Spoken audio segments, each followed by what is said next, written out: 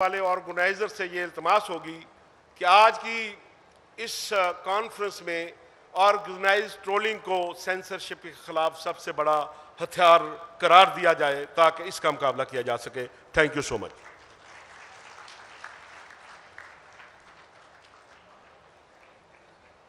A big thank you to all the speakers for their comments. I'm sorry because we have been running over time. There's no time left for the question answer session. In case anybody does have any questions, perhaps they can talk to or approach the speakers individually and have a word with them. But we really can't afford to take any time out. My apologies for that, and thank you all of you who took out the time to speak here today.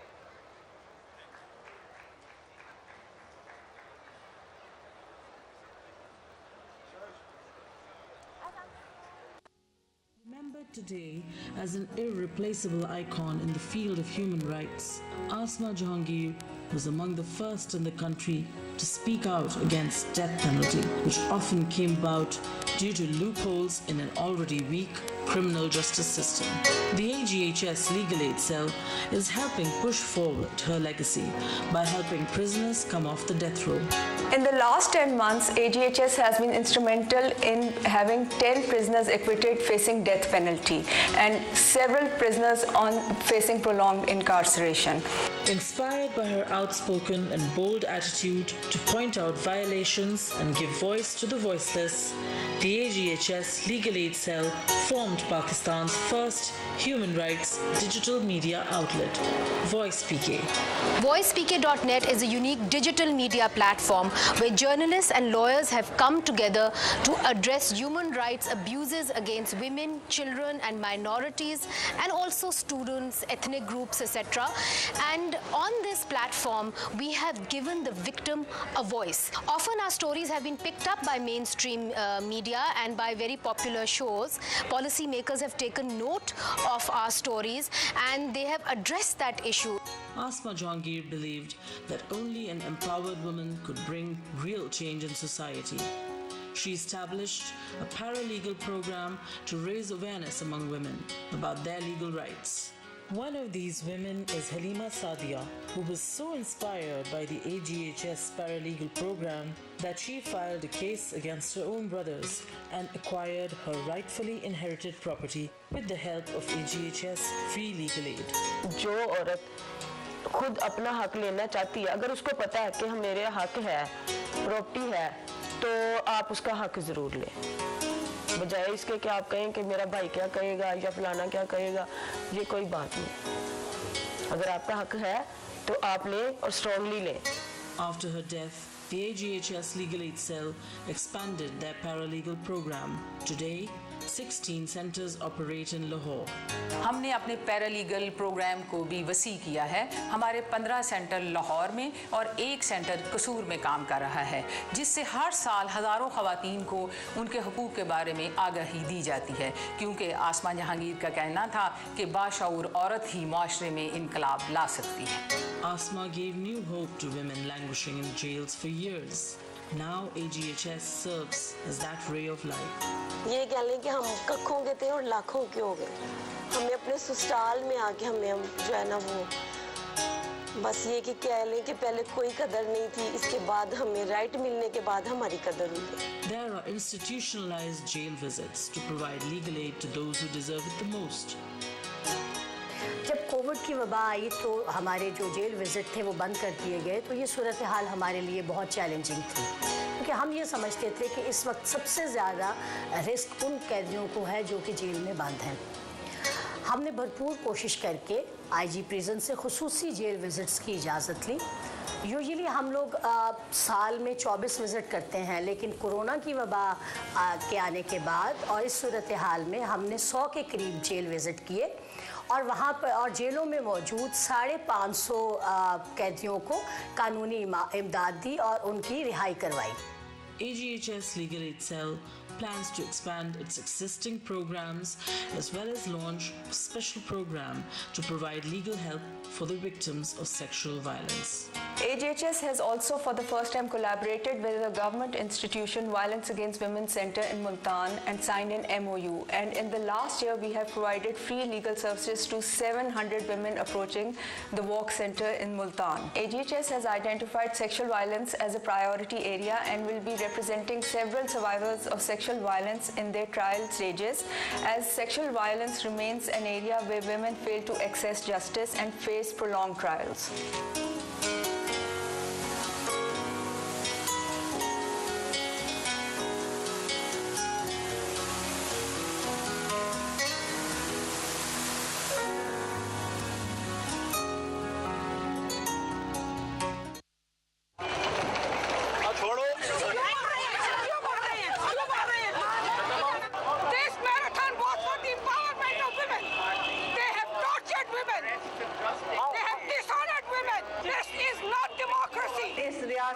तशद्दुद के खिलाफ पाकिस्तान में mix marathon होगा और जरूर होगा और होता रहेगा।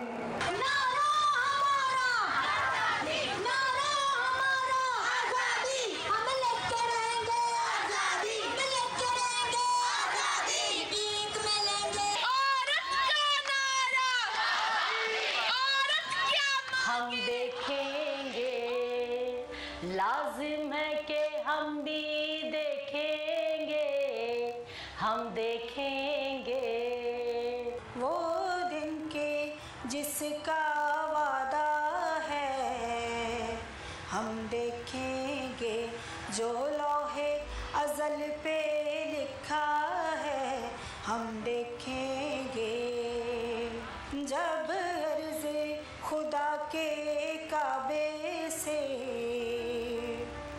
सब बुत उठवाए जाएंगे, हम अहले सफा मरदूदे हरम मसनद पे बिठाए जाएंगे,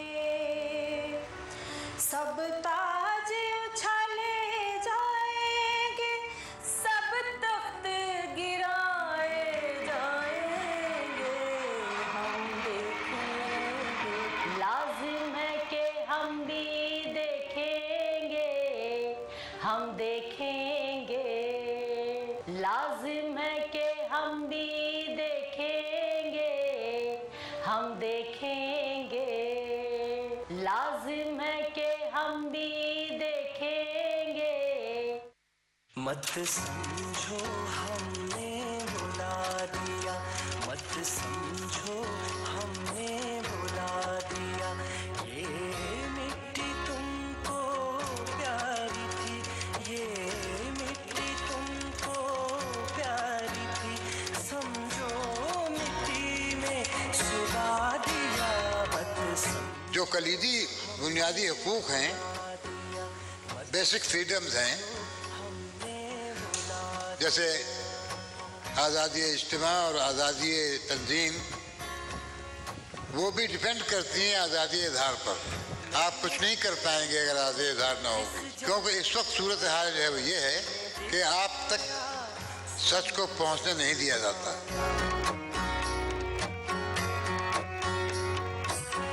मेहनत कश को जिस जन्नत का तुमने दिखाया सुंदर, कुदरत हमें इंसान बना के भेजती है ऊपर से, कोई ठप्पा लगा के ऊपर से नहीं भेजती, कोई लेबल लगा के नहीं भेजती। ये जितने लेबल्स हैं हमारे पैदा होते ही हमारे ऊपर लगाए जाते हैं। कहाँ तो हमारी इतनी बड़ी पहचान थी कि हम पूरी दुनिया में समाने वाले लोग थे, इंसान, और अब हम छोटी सी अपनी पहचान लेके चल रहे हैं। मत समझो हमने बुला दिया, मत समझो हमने बुला दिया।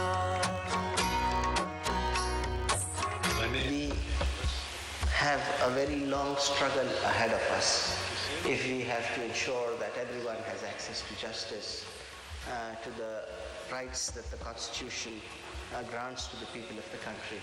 and if we have to make human rights a reality for the people of Pakistan.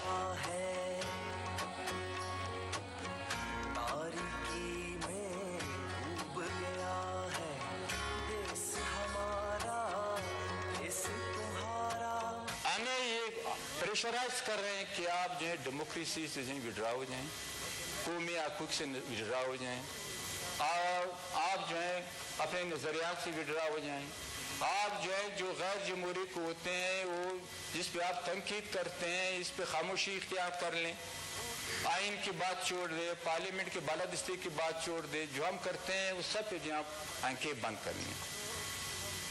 नहीं कर सकता हूँ, बिल्कुल नहीं कर सकता हूँ, चाहे मेरी जान चली जाए, मेरी जान इतनी अजीज़ नहीं है, ये डेमोक्रेसी और पार्लियामेंट के बारे में अजीज़ है, मेरी कौम मुझे अजीज़ है।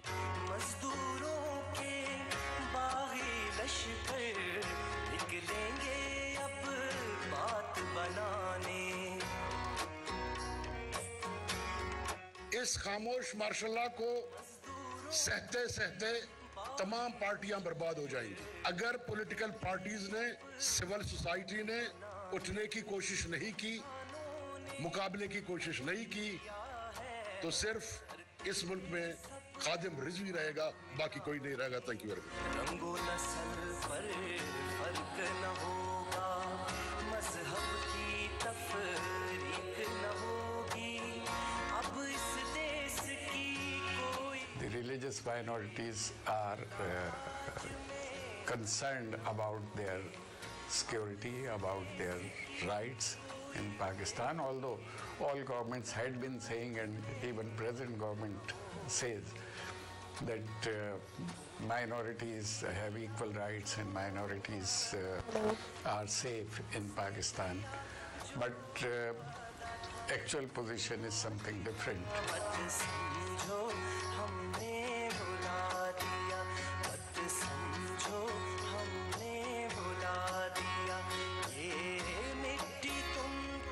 Pakistan has numerous problems and several faults, but it is also unique in its preservation and perseverance to overcome intolerance, boldly face authoritarianism, and in denouncing terrorist acts carried out in the name of religion.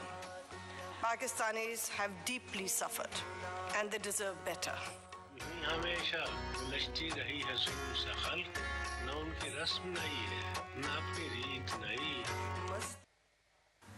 I have learned through the years many lessons what activism must be all about. Activism must come with the heart, with integrity, but it must also come with the mind. Her passion and mission was fighting for the rights of the downtrodden.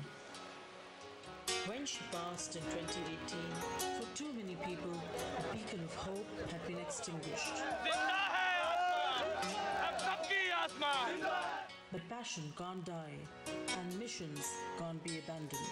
So even after Asma, the AGHS Legal Aid Cell continues to journey on her path, extending free legal aid to thousands, especially women and children, who would otherwise barely be able to afford fighting a court battle. Asma's legacy is alive through AGHS. AGHS has successfully taken Asma's mission forward, and our pro bono caseload has increased threefold since 2018. In the absence of any state mechanism that provides free legal services, AGHS till date remains the largest service provider in Punjab. Remembered today as an irreplaceable icon in the field of human rights, Asma Jahangir was among the first in the country to speak out against death penalty, which often came about due to loopholes in an already weak criminal justice system. The AGHS Legal Aid Cell is helping push forward her legacy by helping prisoners come off the death row. In the last 10 months, AGHS has been instrumental in having 10 prisoners acquitted facing death penalty and several prisoners facing prolonged incarceration. Inspired by her outspoken and bold attitude to point out violations and give voice to the voiceless, the AGHS Legal Aid Cell formed Pakistan's first Human rights digital media outlet, Voice PK. VoicePK.net is a unique digital media platform where journalists and lawyers have come together to address human rights abuses against women, children and minorities, and also students, ethnic groups, etc. And on this platform, we have given the victim a voice. Often our stories have been picked up by mainstream media and by very popular shows. Policymakers have taken note of our stories and they have addressed that issue. Asma Jahangir believed that only an empowered woman could bring real change in society. She established a paralegal program to raise awareness among women about their legal rights. One of these women is Halima Sadia, who was so inspired by the AGHS paralegal program that she filed a case against her own brothers and acquired her rightfully inherited property with the help of AGHS free legal aid. जो औरत खुद अपना हक लेना चाहती है, अगर उसको पता है कि मेरे हक है, प्रॉपर्टी है, तो आप उसका हक ज़रूर लें। बजाय इसके कि आप कहें कि मेरा भाई क्या कहेगा या फलाना क्या कहेगा, ये कोई बात नहीं। अगर आपका हक है तो आप लें और स्ट्रांगली लें।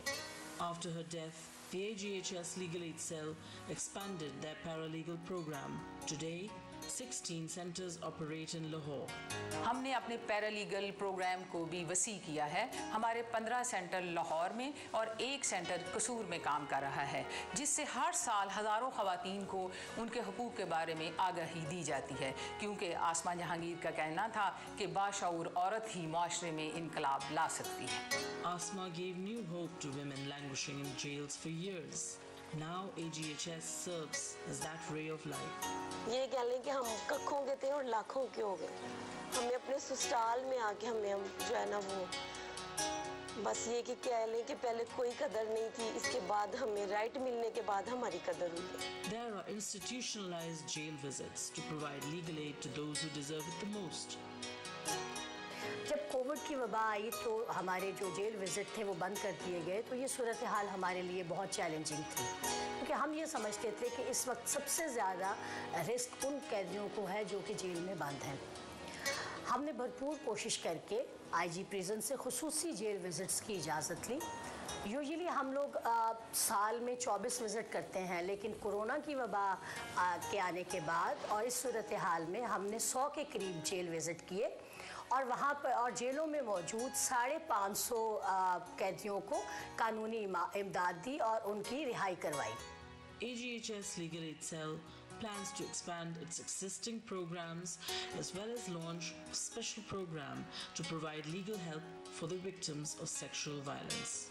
AGHS has also for the first time collaborated with the government institution Violence Against Women Center in Multan and signed an MOU. And in the last year, we have provided free legal services to 700 women approaching the Walk Center in Multan. AGHS has identified sexual violence as a priority area and will be representing several survivors of sexual violence in their trial stages, as sexual violence remains an area where women fail to access justice and face prolonged trials.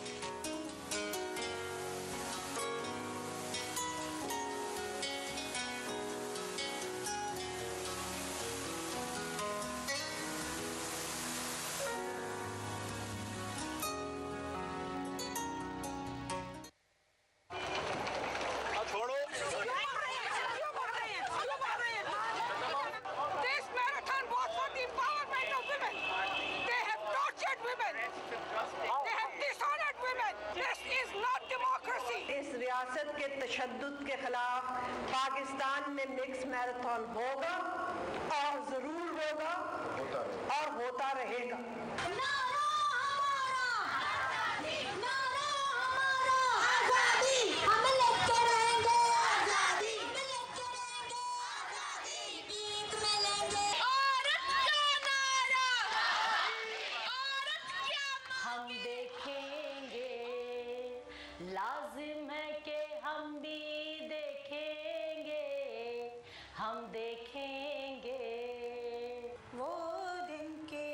जिसका वादा है हम देखेंगे, जो लौहे अज़ल पे लिखा है हम देखेंगे, जब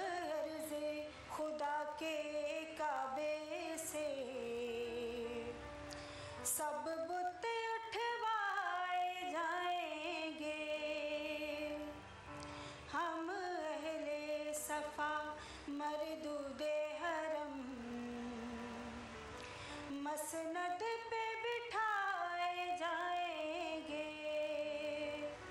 सब ताज उछाले जाएंगे, सब तख्त गिराए जाएंगे, हम देखेंगे। लाजिम है कि हम भी देखेंगे, हम देखेंगे। लाजिम है कि हम भी देखेंगे, हम देखेंगे। लाजिम है कि हम भी देखेंगे। मत समझो हमने बुला दिया, मत समझो हमने बुला दिया, ये मिट्टी तुमको प्यारी थी, ये मिट्टी तुमको प्यारी थी, समझो मिट्टी में सुला दिया। मत जो कलीदी बुनियादी हकूक़ हैं, बेसिक फ्रीडम्स हैं, जैसे आज़ादी इज्तिमा और आज़ादी तंजीम, वो भी डिपेंड करती हैं आज़ादी इज़हार पर। आप कुछ नहीं कर पाएंगे अगर आज़ादी इज़हार ना होगी, क्योंकि इस वक्त सूरत हाल जो है वो ये है कि आप तक सच को पहुंचने नहीं दिया जाता।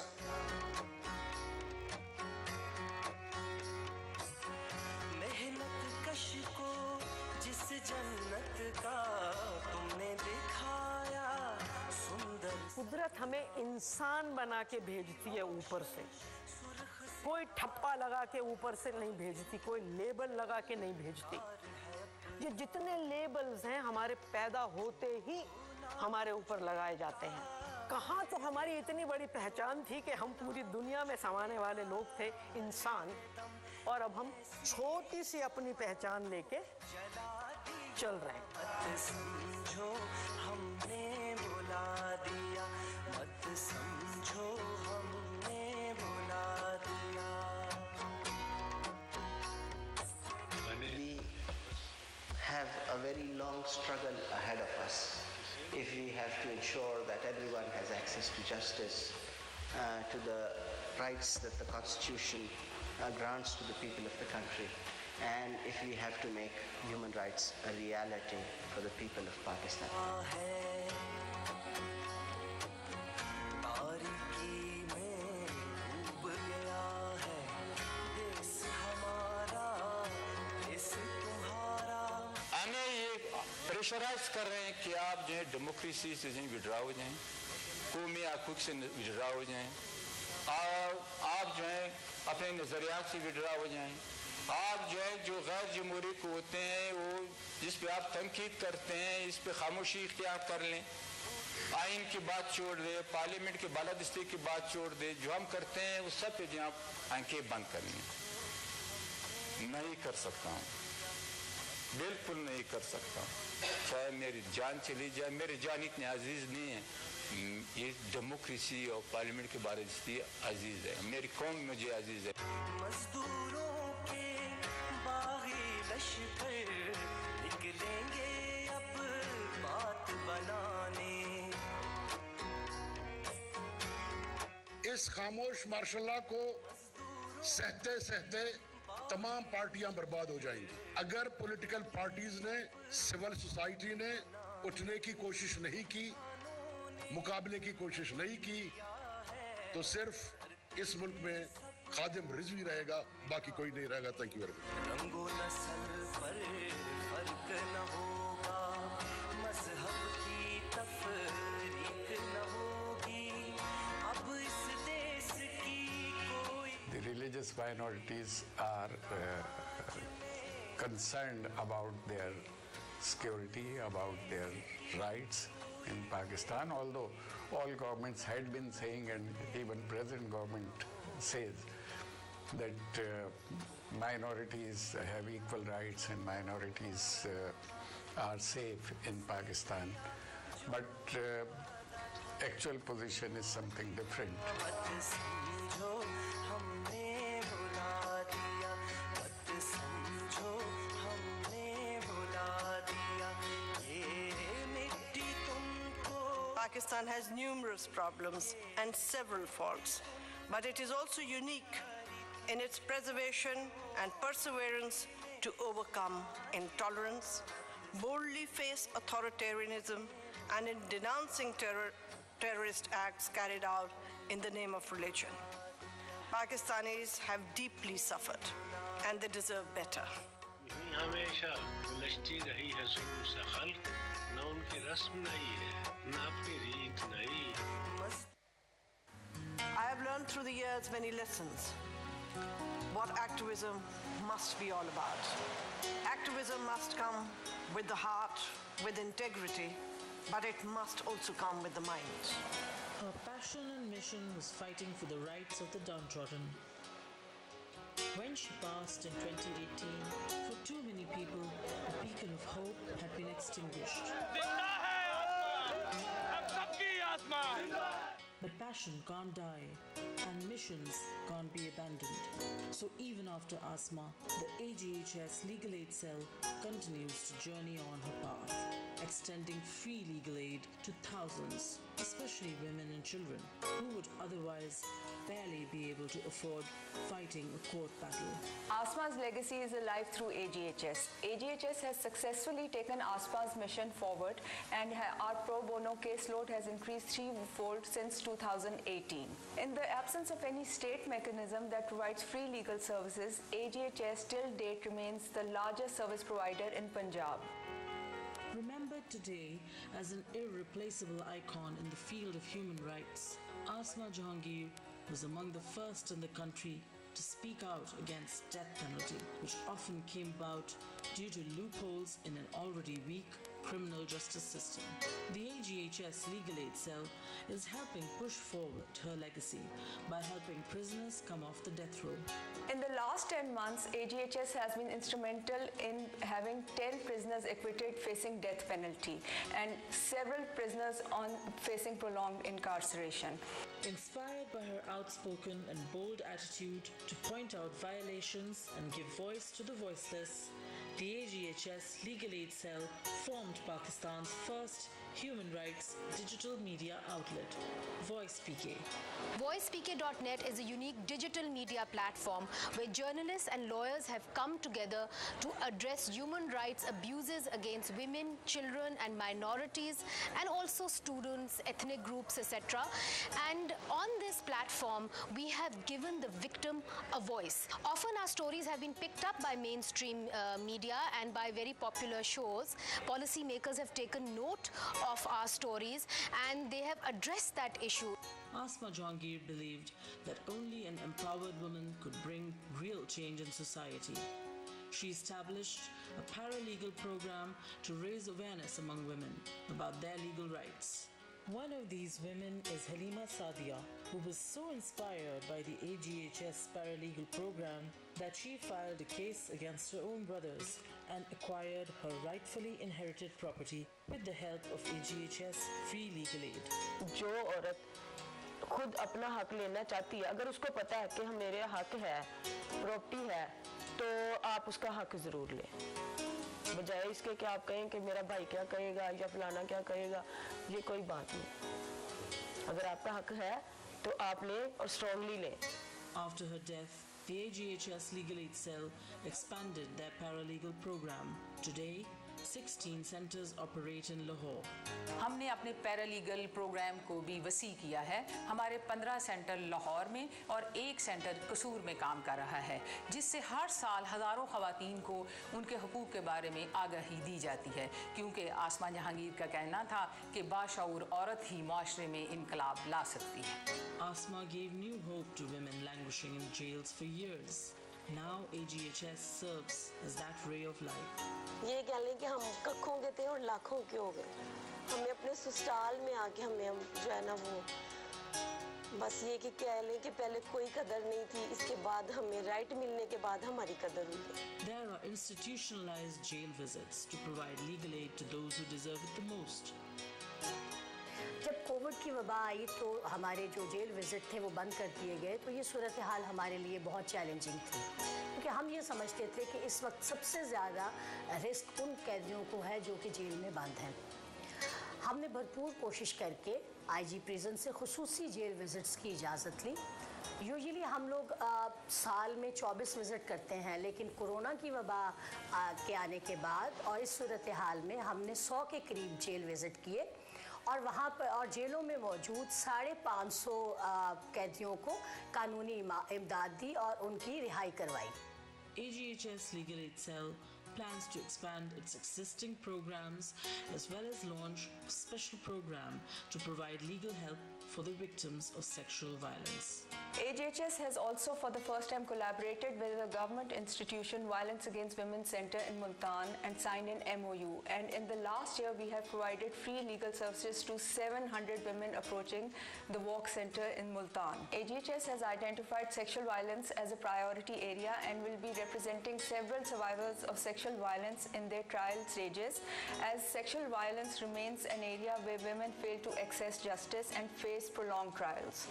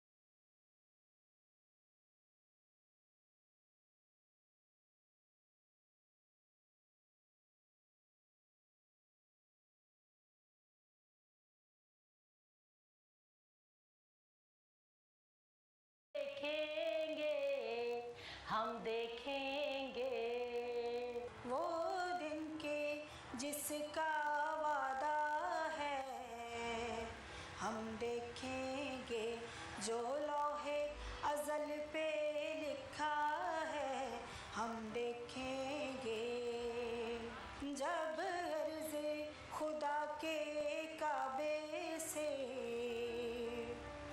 सब बुत उठवाए जाएंगे, हम अहले सफा मरदूदे हरम मसनद पे बिठाए जाएंगे,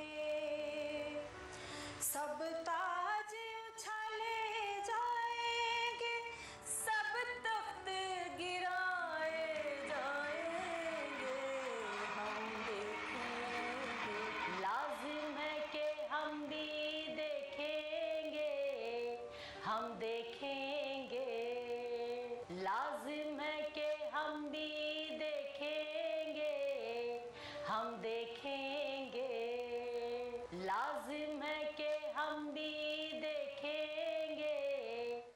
मत समझो हमने बुला दिया, मत समझो हमने बुला दिया, ये मिट्टी तुमको प्यारी थी, ये मिट्टी तुमको प्यारी थी, समझो मिट्टी में सुला दिया, मत समझो। जो कलीदी बुनियादी हकूक़ हैं, बेसिक फ्रीडम्स हैं, जैसे आज़ादी इज्तिमा और आज़ादी तंजीम, वो भी डिपेंड करती हैं आज़ादी इज़हार पर। आप कुछ नहीं कर पाएंगे अगर आज़ादी इज़हार ना होगी, क्योंकि इस वक्त सूरत हाल जो है वो ये है कि आप तक सच को पहुंचने नहीं दिया जाता।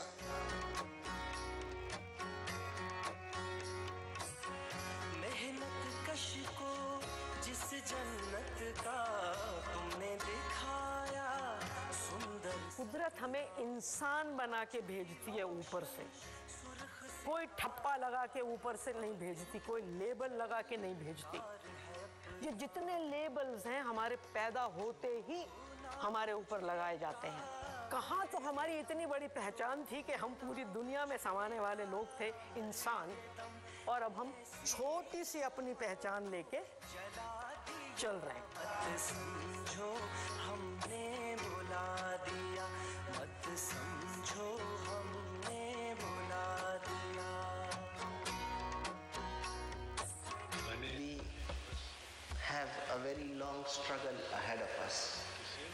have to ensure that everyone has access to justice, to the rights that the Constitution grants to the people of the country, and if we have to make human rights a reality for the people of Pakistan.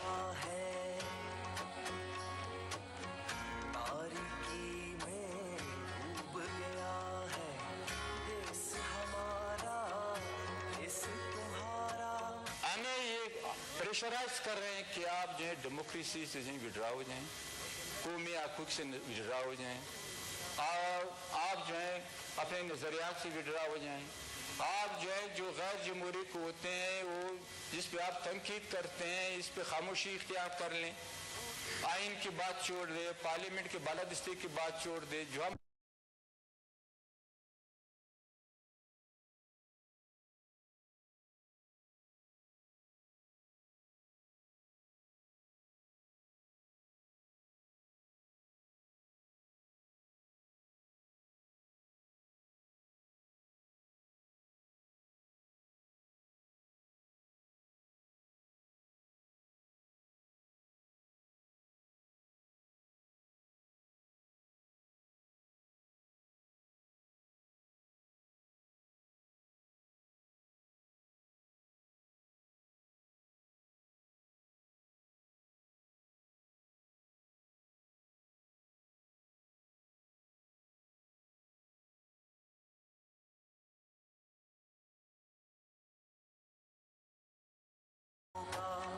मज़हब की तफरीक न होगी अब इस देश की कोई. The religious minorities are concerned about their security, about their rights in Pakistan, although all governments had been saying, and even present government says, that minorities have equal rights and minorities are safe in Pakistan.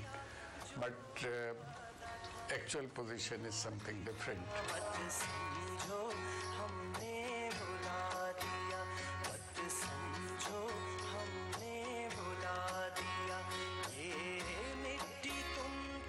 Pakistan has numerous problems and several faults, but it is also unique in its preservation and perseverance to overcome intolerance, boldly face authoritarianism, and in denouncing terrorist acts carried out in the name of religion. Pakistanis have deeply suffered, and they deserve better. हमेशा उलझती रही है जुल्म से खल्क, न उनकी रस्म नहीं है, न अपनी रीत नहीं. I have learned through the years many lessons what activism must be all about. Activism must come with the heart, with integrity, but it must also come with the mind. Her passion and mission was fighting for the rights of the downtrodden. When she passed in 2018, for too many people, a beacon of hope had been extinguished. But passion can't die, and missions can't be abandoned. So even after Asma, the AGHS Legal Aid Cell continues to journey on her path, extending free legal aid to thousands, especially women and children, who would otherwise barely be able to afford fighting a court battle.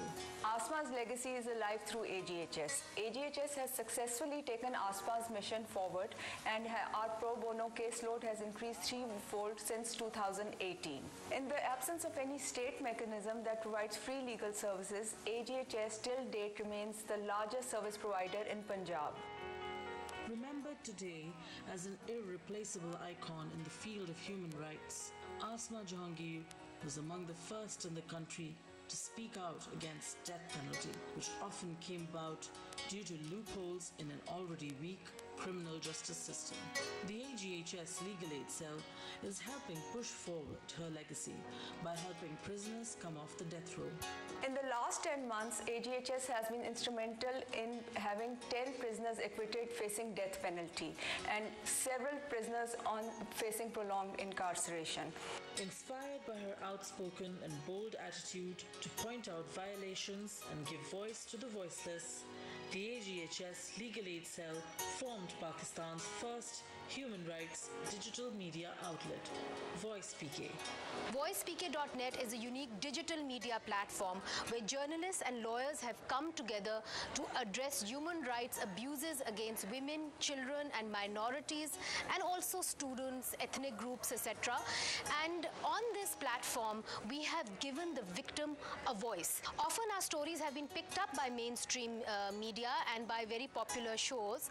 Policymakers have taken note of our stories and they have addressed that issue. Asma Jahangir believed that only an empowered woman could bring real change in society. She established a paralegal program to raise awareness among women about their legal rights. One of these women is Halima Sadia, who was so inspired by the AGHS paralegal program that she filed a case against her own brothers and acquired her rightfully inherited property with the help of AGHS free legal aid. जो औरत खुद अपना हक लेना चाहती है, अगर उसको पता है कि मेरे हक है, प्रॉपर्टी है, तो आप उसका हक ज़रूर लें, बजाय इसके कि आप कहें कि मेरा भाई क्या कहेगा या फलाना क्या कहेगा। ये कोई बात नहीं, अगर आपका हक है तो आप लें और स्ट्रांगली लें। After her death, the AGHS Legal Aid Cell expanded their paralegal program. Today, 16 centers operate in Lahore. हमने अपने पैरालीगल प्रोग्राम को भी वसी किया है। हमारे 15 सेंटर लाहौर में और 1 सेंटर कसूर में काम कर रहा है, जिससे हर साल हज़ारों ख़वातीन को उनके हुकूक के बारे में आगाही दी जाती है, क्योंकि आसमा जहांगीर का कहना था कि बाशऊर औरत ही माशरे में इनकलाब ला सकती है। Asma gave new hope to women languishing in jails for years. Now AGHS serves as that ray of light. ये कह लें कि हम कखों के थे और लाखों के हो गए। हमें अपने ससुराल में आके हम जो है ना वो बस ये कि कह लें कि पहले कोई कदर नहीं थी, इसके बाद हमें राइट मिलने के बाद हमारी कदर हुई है। There are institutionalized jail visits to provide legal aid to those who deserve it the most. जब कोविड की वबा आई तो हमारे जो जेल विज़िट थे वो बंद कर दिए गए, तो ये सूरत हाल हमारे लिए बहुत चैलेंजिंग थी, क्योंकि हम ये समझते थे कि इस वक्त सबसे ज़्यादा रिस्क उन कैदियों को है जो कि जेल में बंद हैं। हमने भरपूर कोशिश करके आईजी प्रिजन से खुसूसी जेल विज़िट्स की इजाज़त ली।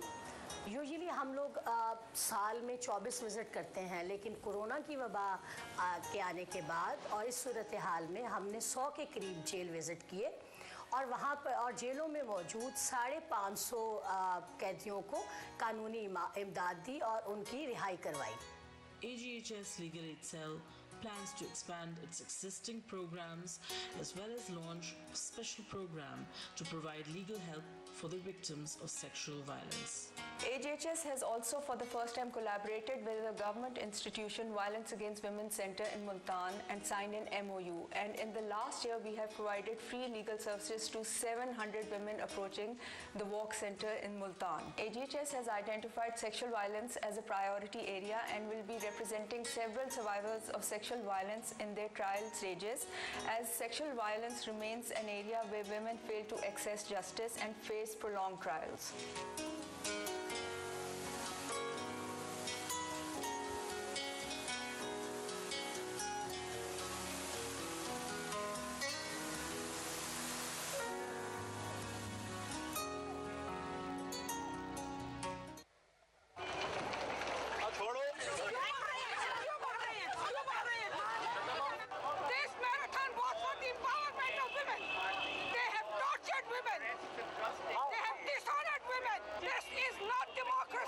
रियासत के तशद्दुद के खिलाफ पाकिस्तान में मिक्स मैराथन होगा और ज़रूर होगा और होता रहेगा।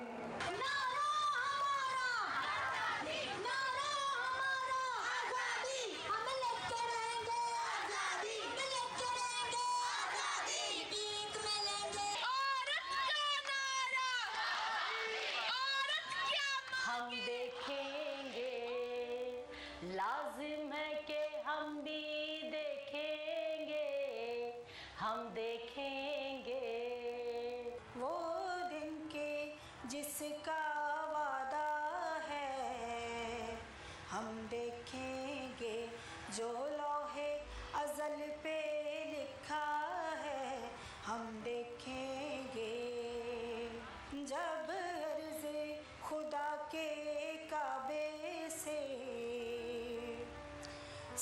बुत उठवाए जाएंगे, हम अहले सफा मरदूदे हरम मसनद पे बिठाए जाएंगे, सब ताज उछाले जाएंगे, सब तख्त गिराए जाएंगे, हम देखेंगे, लाजिम है कि हम भी देखेंगे, हम देखेंगे, लाजिम है कि हम भी देखेंगे, हम देखेंगे, लाजिम है कि हम भी देखेंगे। मत समझो एक एक थोड़ा ही सामीन सर जी हेलो ये मिल रहे हैं।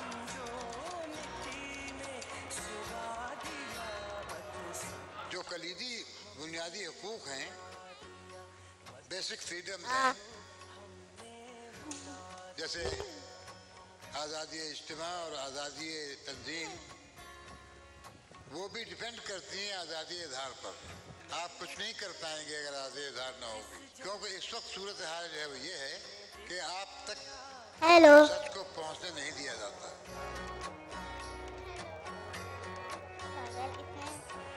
मेहनत कश को जिस जन्नत का तुमने दिखाया सुंदर। कुदरत हमें इंसान बना के भेजती है ऊपर से, कोई ठप्पा लगा के ऊपर से नहीं भेजती, कोई लेबल लगा के नहीं भेजती। ये जितने लेबल्स हैं हमारे पैदा होते ही हमारे ऊपर लगाए जाते हैं। कहाँ तो हमारी इतनी बड़ी पहचान थी कि हम पूरी दुनिया में समाने वाले लोग थे, इंसान, और अब हम छोटी सी अपनी पहचान लेके चल रहे हैं। मत समझो हमने बुला दिया, मत समझो हमने बुला दिया।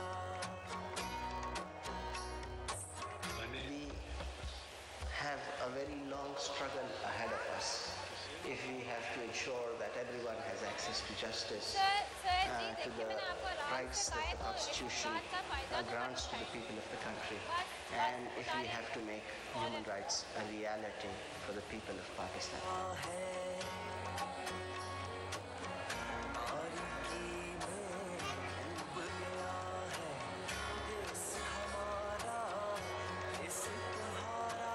हमें ये प्रेशराइज कर रहे हैं कि आप जो है डेमोक्रेसी से जो विड्रा हो जाएं, कौमी हकूक़ से विड्रा हो जाएं, और आप जो है अपने नज़रियात से विड्रा हो जाएं।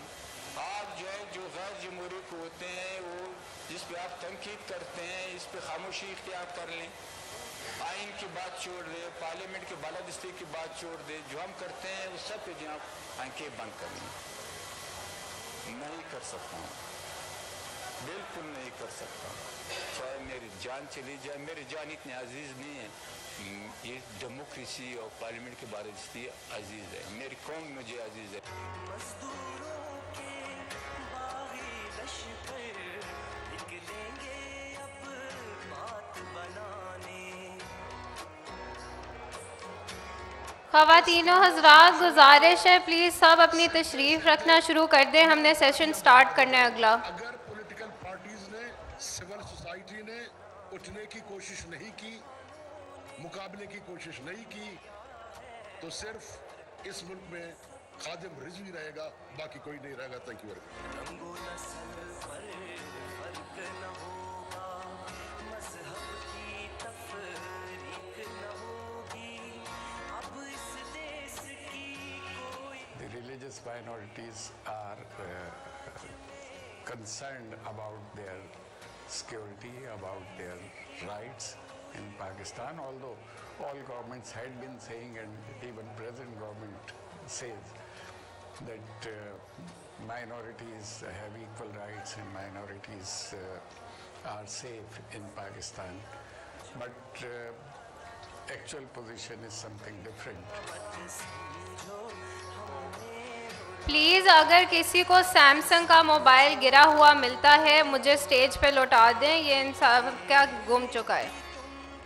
Pakistan has numerous problems and several faults, but it is also unique in its preservation and perseverance to overcome intolerance, boldly face authoritarianism, and in denouncing terrorist please तवज्जो फरमाइए, किसी का सैमसंग का स्मार्टफोन गिर गया है, वो अगर किसी को मिलता है मुझे प्लीज़ स्टेज पे हैंड ओवर कर दें. और एक हुआवे का फ़ोन भी गिर चुका है, वो प्लीज़ मुझे लौटा दें. What activism must be all about. Activism must come with the heart, with integrity, but it must also come with the mind. Her passion and mission was fighting for the rights of the downtrodden. When she passed in 2018, for too many people, a beacon of hope had been extinguished. But passion can't die, and missions. Please अब session शुरू होने वाला है, please बैठ जाएं सब. अब हम सिक्योरिटी को गाइड कर रहे हैं कि आपको बैठवाएं. Extending free legal aid to thousands, especially women and children, who would otherwise barely be able to afford fighting. सब बैठ जाएं please. Is alive through AGHS. AGHS has successfully taken ASPA's mission forward, and our pro bono caseload has increased threefold since 2018. In the absence of any state mechanism that provides free legal services, AGHS till date remains the largest service provider in Punjab.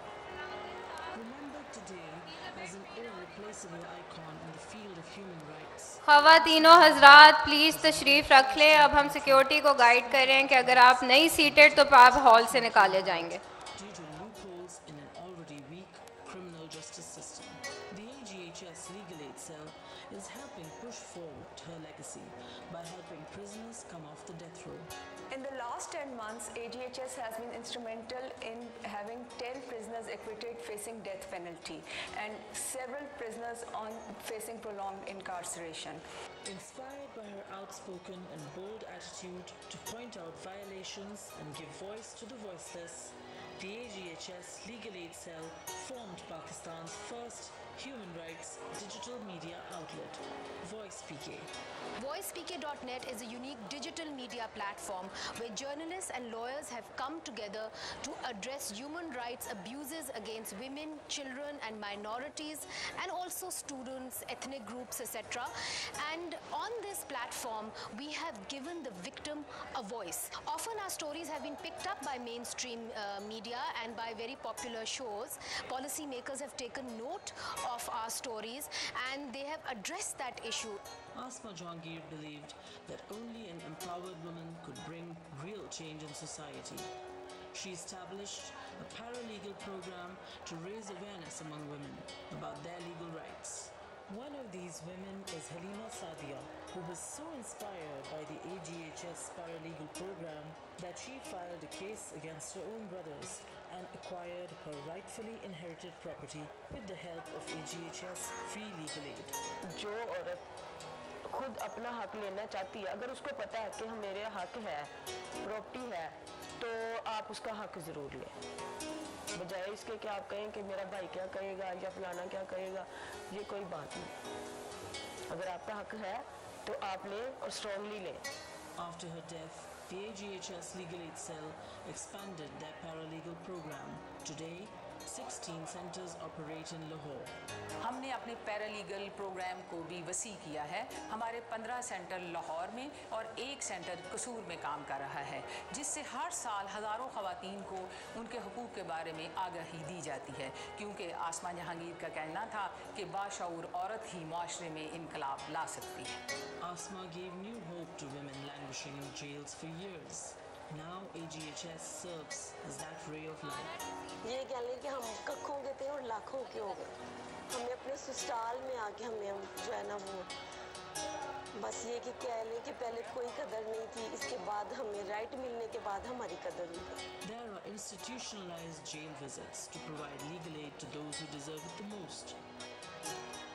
जब Covid की वबा आई तो हमारे जो jail visit थे वो बंद कर दिए गए, तो ये सूरत हाल हमारे लिए बहुत चैलेंजिंग थी, क्योंकि हम ये समझते थे कि इस वक्त सबसे ज़्यादा रिस्क उन कैदियों को है जो कि जेल में बंद हैं। हमने भरपूर कोशिश करके आईजी प्रिजन से खुसूसी जेल विज़िट्स की इजाज़त थी। यूजुअली हम ख़वातीनो हज़रात प्लीज़ तशरीफ़ रख लें अपनी सीट्स पे, वरना आपको मार्की से बाहर निकाला जाएगा। और इस सूरत हाल में हमने 100 के करीब जेल विज़िट किए और वहाँ पर और जेलों में मौजूद 550 कैदियों को कानूनी इमदाद दी और उनकी रिहाई करवाई। AGHS Legal Aid Cell plans to expand its existing programs as well as launch a special program to provide legal help for the victims of sexual violence. AGHS has also for the first time collaborated with the government institution Violence Against Women Center in Multan and signed an MOU. And in the last year, we have provided free legal services to 700 women. Violence as a priority area and will be representing several survivors of sexual violence in their trial stages, as sexual violence remains an area where women fail to access justice and face prolonged trials.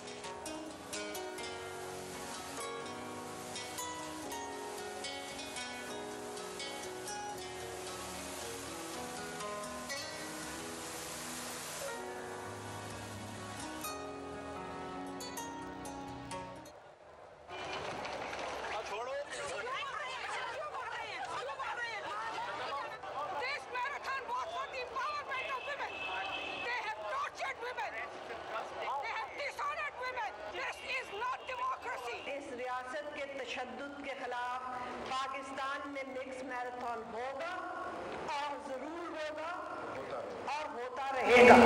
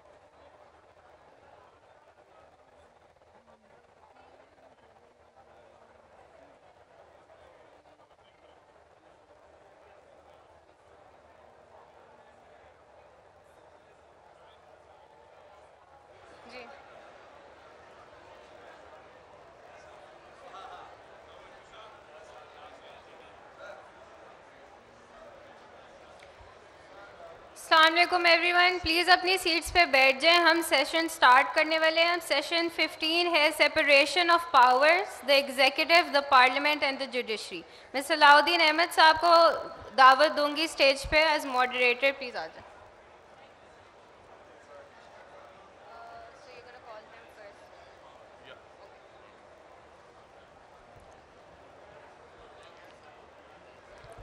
Moses ख़वातीनो हज़रात, सब अगर आप अपनी नशिस्तों पे तशरीफ़ फरमाएं तो फिर इस session का बाकायदा आगाज़ करें।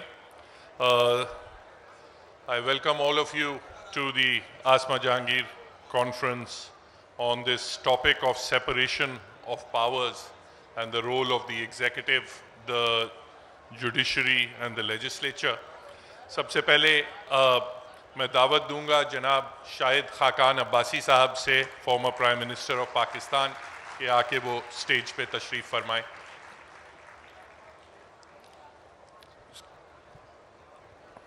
मैं दावत दूंगा जनाब सेनेटर रज़ा रब्बानी साहब से, former chairman senate, please join us on the stage sir. मैं दावत दूंगा डॉक्टर नफीसा शाह साहिबा को, मेंबर नेशनल असेंबली, कि वो आए हमें स्टेज पे ज्वाइन करें। एंड जनाब सेनेटर अली ज़फ़र साहब, former President Supreme Court Bar Association, to join us on the stage.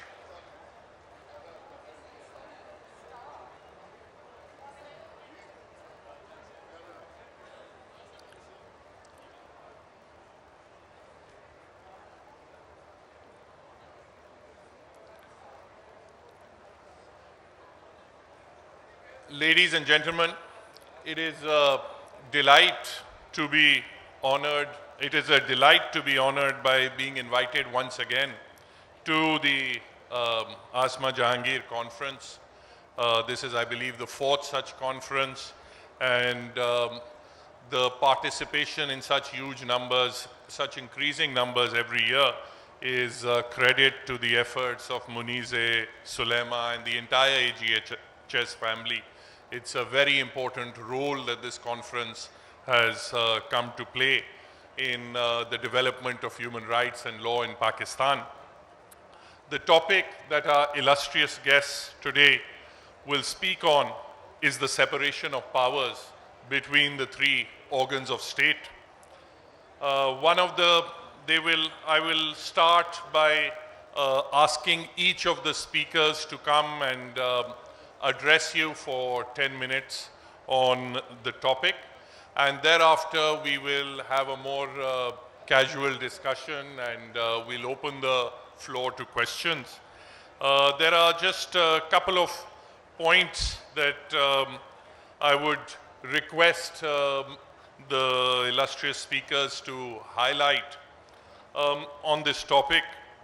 One of the most topical issues these days is whether the judiciary has overreached its role and has failed to respect the trichotomy of powers the way it should.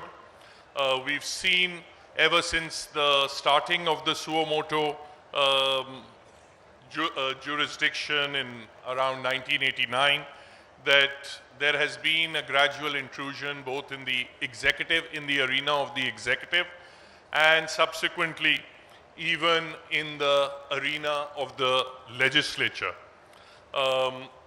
In particular now, acts of parliament are being debated not necessarily on the question of constitutionality, but also the underlying wisdom or morality of the statute. Should the judiciary enter that arena? Now, two of our panelists, Mr. Raza Rabbani and Mr. Ali Zafar, are also illustrious lawyers. They shall perhaps talk about that. Recently, we've seen decisions of the Supreme Court, particularly in the presidential reference case, where regarding votes of defectors in the assembly, where the Supreme Court has said that the courts have, the judiciary all over the world have been involved in an exercise of rewriting the constitution, whether they admit so or not, whether they call it interpretation or not, they have actually been rewriting it, and therefore there perhaps is no harm if that is done today in order to discern what is called the underlying spirit of the constitution. So that is one issue. Should this be seen as an infringement on the right of elected representatives? That is one issue that I would ask the speakers to address. The other aspect, of course, which is less talked about is we often speak about the tension and the role of the judiciary vis-a-vis the executive and the legislature, but we speak much less about the relationship inter se between the legislature and the executive.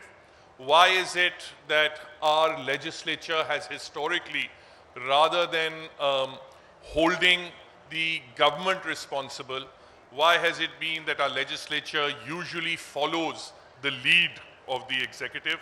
Is it because of the undemocratic structure of our political parties and this failure to question the leadership?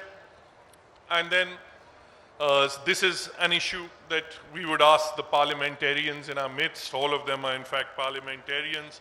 We would ask them to discuss that aspect of the relationship between the two organs of state also. And then finally, perhaps, to discuss the elephant in the room.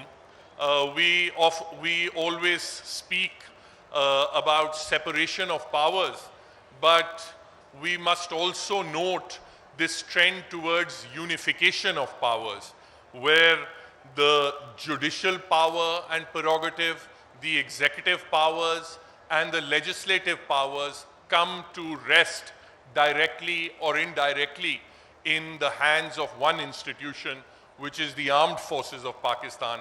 Perhaps they can shed some light on that trend as well.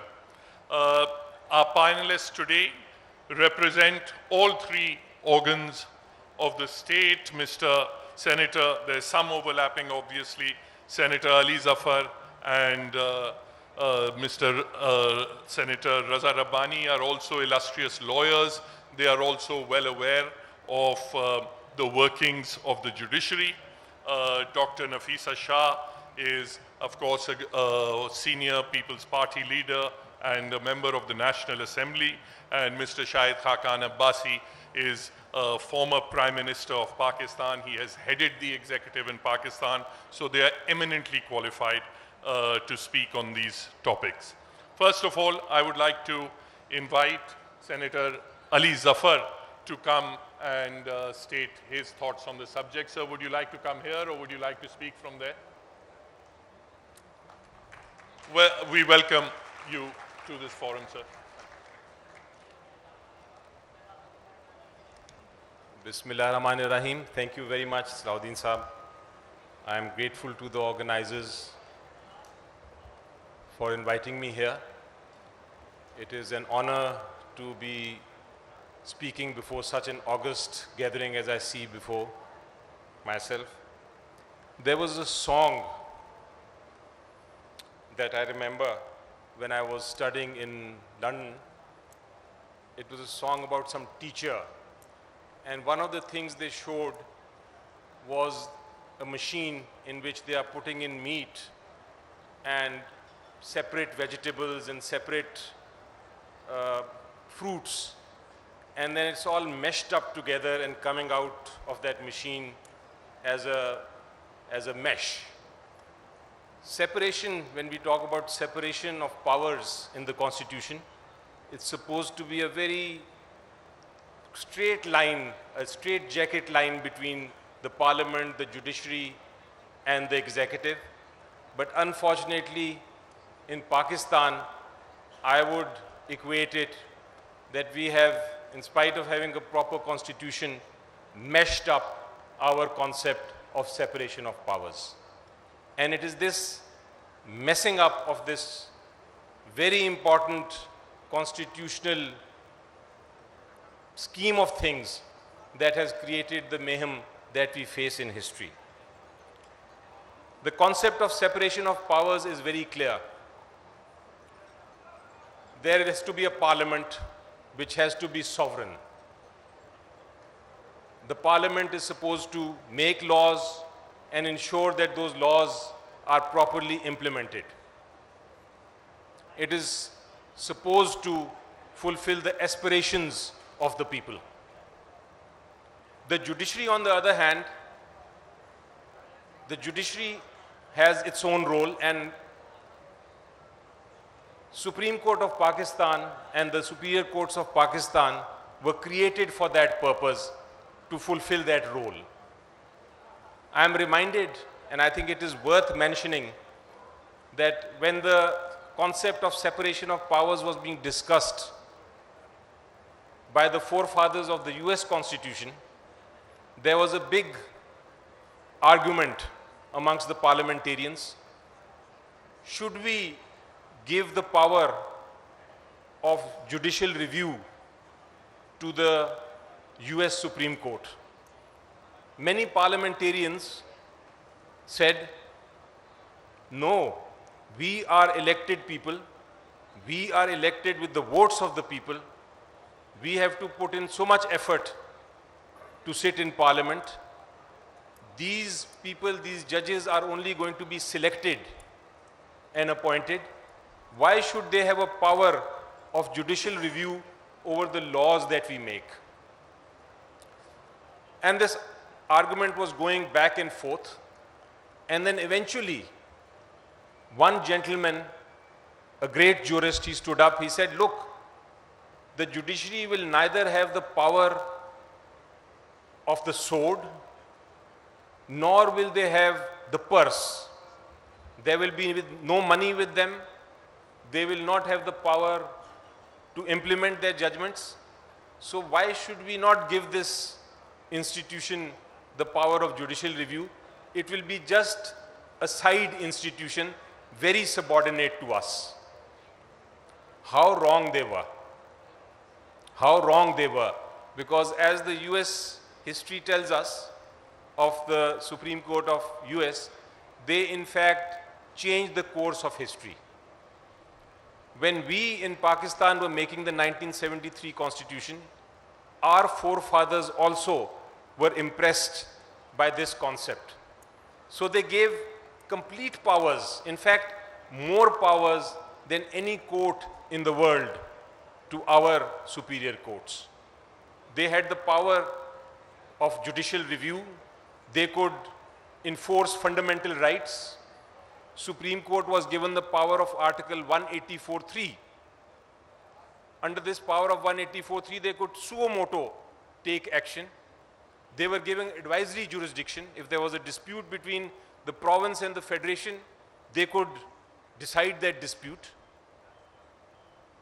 And above all, and foremost, they had the power of interpreting the laws and the constitution. So they had immense powers. And we hoped that with the parliament being there, parliament being sovereign to make laws, with the judiciary being there, given the power to enforce fundamental rights and even to implement the constitutional provisions, and the executive, we will have this complete separation of powers. But what happened? What went wrong? Why do I say that we have messed it up? The reason is reputation in the public. The loss of reputation in the public. The moment an institution loses its reputation in the public, it will give way to the other institution to encroach upon the powers of the other. Let us see Parliament. Parliament in Pakistan's history, with this intelligent audience that we have, let me say very briefly, Parliament's history has not been free of sins. Our first sin was that we got independence in 1947, and it took us 10 years to make the first constitution. The parliamentarians who sat in the constitution did not make the constitution because there was a conflict of interest. What was the conflict of interest? The conflict of interest was that as soon as they made the constitution, they would have had to go away. So it was in their interest to delay the making of the constitution. Finally, when they were dissolved and a new body came in, they gave us the 1956 constitution. But what happened then? History tells us that there was musical chairs. Every 15, 20 days, every 4 months, every 6 months, a prime minister would come and the prime minister would go. Why would the prime minister come and go? Because the members were defecting. The members of the political party were defecting. And the defection caused this musical chairs. The entire world made fun of us. And what happened? Ladies and gentlemen, what happened was martial law came in. Martial law came in, and thereafter the parliamentarians accepted that martial law, and for 10, 15 years we saw Ayub Khan's government. 1973 constitution came. Elections were held in 77. There was massive rigging. There were protests and riots. What happened? Ziaul Haq's martial law came in. The politicians, the parliamentarians distributed sweets. The PNA movement, the people, the 7 stars, 7 parties, top parties of the country, they joined the Majlis-e-Shura of Ziaul Haq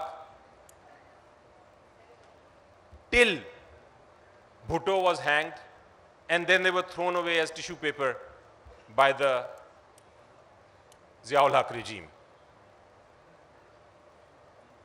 Thereafter, what happened? Democracy came, case of exploding bombs or exploding mangoes. Ziaul Haq died, democracy was restored, but did we have a very satisfactory parliamentary history? No. You remember Changa Manga, you remember Mari, you all remember how people, MNAs, MPAs, senators, they were put in rest houses, how to vote, how not to vote.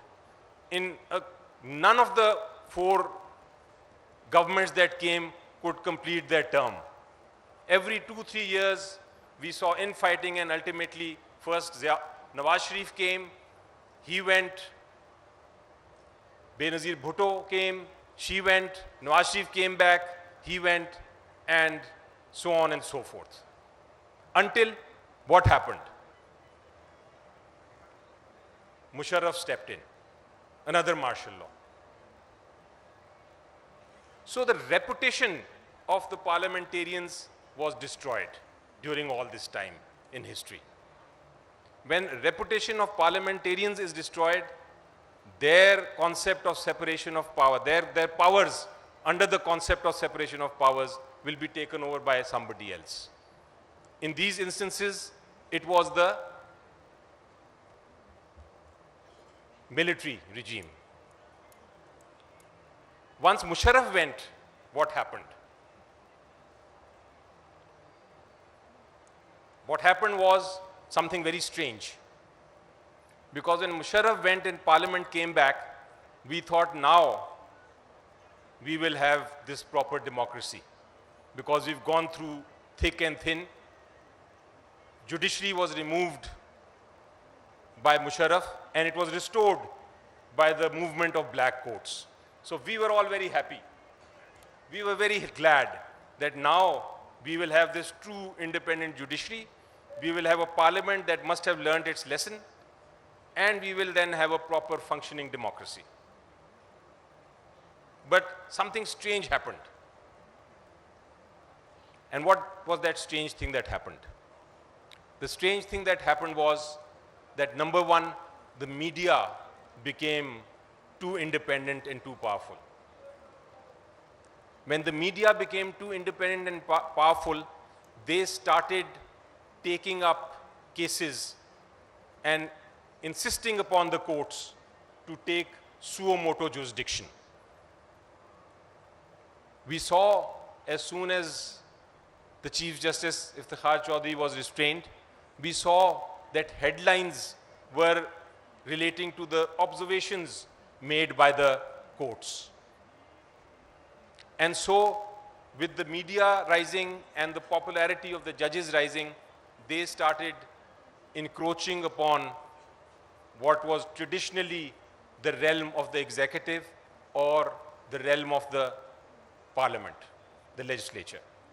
This phenomena was not just restricted to Pakistan, by the way. I've studied this phenomena. This phenomena was worldwide. It was everywhere. Everywhere, this media was becoming free. There were TV channels everywhere. There were YouTube channels also cropping up. And that popularity factor stepped in. The popularity factor that only parliamentarians or politicians crave for, that concept also started stepping into the judiciary. And we saw, therefore, policy decisions being taken. We saw, therefore, certain executive decisions being taken. And we saw that the scope of interpretation was expanded so that sometimes even laws were amended. Now, this concept is prevailing today. But at the same time, the institution of the judiciary has become stronger. And we need to realize that it is the institution that matters at the end of the day.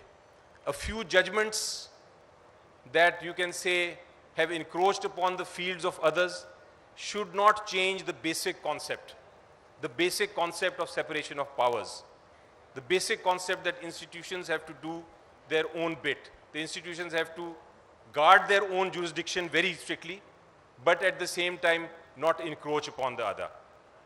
Talking about the judiciary very briefly, the judiciary also has a history, but it is a misunderstood history, frankly. We have seen that starting from the Dosa judgment, in which the doctrine of necessity was accepted by the judiciary, going on to Nusrat Bhutto's case, in which again the doctrine of necessity was accepted when Ziaul Haq's martial law was accepted, and moving on to Zafar Ali Shah case, in which Musharraf's martial law was also accepted on the basis of doctrine of necessity. People have said that, look, the judiciary has succumbed, and had the judiciary stood up, then this would not have happened, what happened in our history. Let me correct you for a minute. It is not, yes, you can blame the judiciary to some extent, you can criticize these three judgments, but we cannot lay the entire blame on them. The judiciary is only 7 or 8 or 10 or 15 or 17 people. If the civil society, particularly the parliamentarians, the educated people, like lawyers community, if they don't stand up against martial law regimes or any deviation of constitution, then we cannot just lay the blame on the courts. The courts, in spite of all this historical things that happened, the courts have been working. They have been giving fundamental rights to the people of Pakistan.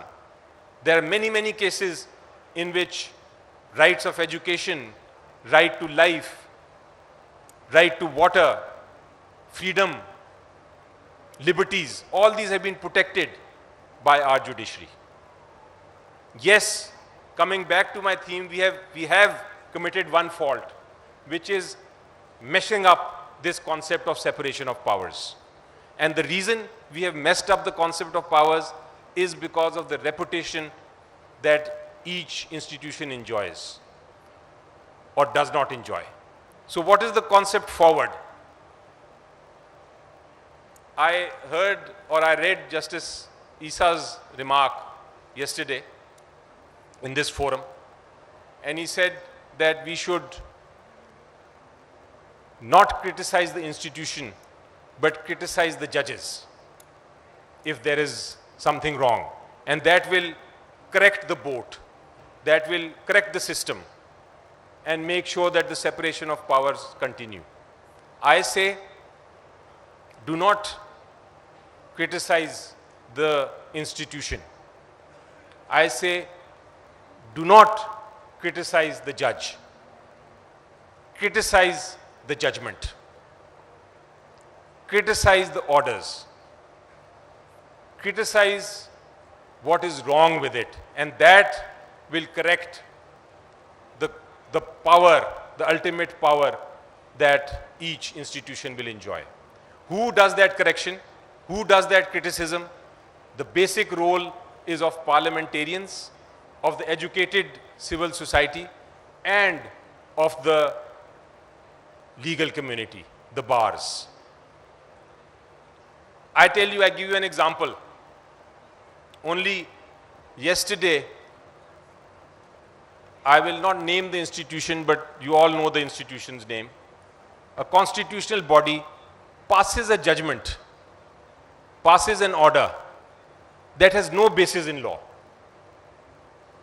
It decides to disqualify one of the most leading figures, public figures of the country, a popular leader. The disqualification takes place not on the basis of any trial, not on the basis of any legal proposition, not on the basis of any corruption or allegation of corruption. It takes place because some appointed people who are not elected, they decide that we want to disqualify. No law being mentioned in that judgment. What is the job of the legal community here? What is the job of the parliamentarians here? The job of the parliamentarians here is forget about your party affiliations. If some institution has overstepped its line, if some institution has gone beyond its mandate, then first job is of the parliamentarian to criticize. The second job is of our bars. The bars cannot be political. The bar associations cannot become partisan. They have to be neutral. They are there to criticize. And third, of course, is the public. The public knows. We think that the public doesn't know. No, they understand. There is now the social media. Everybody discusses and everybody can see what is black and what is white. So I am very hopeful. I am very hopeful at the end of the day. Yes, we have suffered. We have messed up the concept of separation of powers, without which democracies cannot work. But we have great judges. We have a solid institution of parliament. We have a solid institution of the judiciary. We have excellent bureaucrats. Some of them may deviate here and there, but if we can continue to check them, check their orders, check their judgments, check their actions, and criticize actions, judgments, and orders, we will come back on the correct path. One last point that I wanted to make was that we need to understand the concept of interpretation also. A lot of times I've seen my own colleagues sitting there and saying, why should not this matter be taken up by the courts? Why should the courts not make this law? Why should the courts not change this law? Let me tell you, the power of interpretation is a great power, because what the judge says is what the law is. But this power of interpretation does not mean that through interpretation the courts can change the law or add anything into the law. It does not mean that the courts can change the constitution or add anything into the constitution. The power of interpretation is that you interpret the law, and there are a number of tools that are available with the courts. One tool is to simply literally interpret the words and apply the law.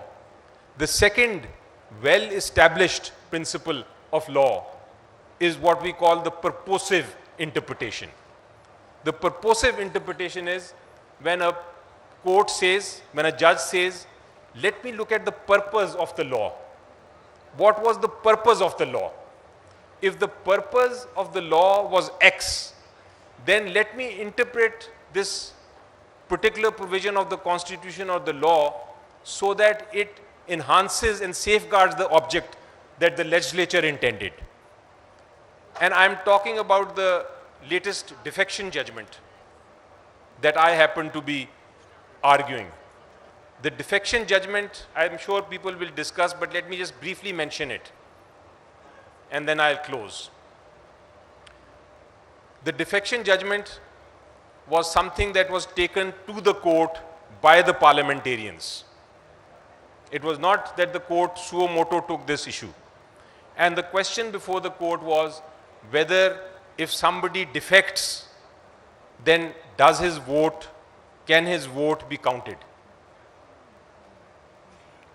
The court said that the constitution has to be interpreted it's a living document. It has to be interpreted dynamically and purposefully. What was the purpose behind this article, anti-defection article? The purpose was to stop the defection process that the parliamentarians had been guilty of in the past. They had been guilty of this when the Constitution Assembly was made. They were guilty of this in the 1956 Constitution. They were guilty of it in 1973 Constitution. They were guilty of it after Nusrat Bhutto's case. They were guilty of it when the regime changes were taking place between the People's Party government and the PMLN government. So they said this is a cancer. It has to be stopped. and what is the right way to stop it. The Constitution had said that the vote, that the person who defects will be disqualified. My argument before the court was that therefore defection has been made constitutionally illegal. And if defection has been made constitutionally illegal, then how can the fruit of the poisonous tree, I called this the argument of the fruit of the poisonous tree argument. How could the fruit of a poisonous tree, how could the benefit of an illegality be given to anybody? The fruit of the poisonous tree was the defector's vote. And I said that what the Constitution means is that the vote cannot be counted and a person is to be disqualified. And the court, Supreme Court, purposively interpreted the constitutional provision. So this is where we stand. The constitutional provides the power of interpretation. The power of interpretation has to be used positively. Yes, it cannot be used to encroach upon the field of the legislature. Thank you very much.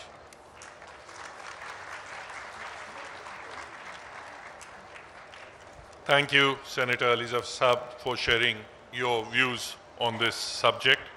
I'll ask the speakers to adhere to the 10-minute timeline because we did start this session a little late.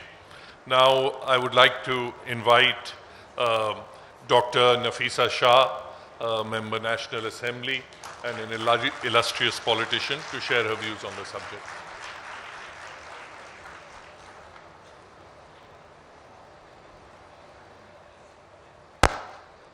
Bismillahirrahmanirrahim.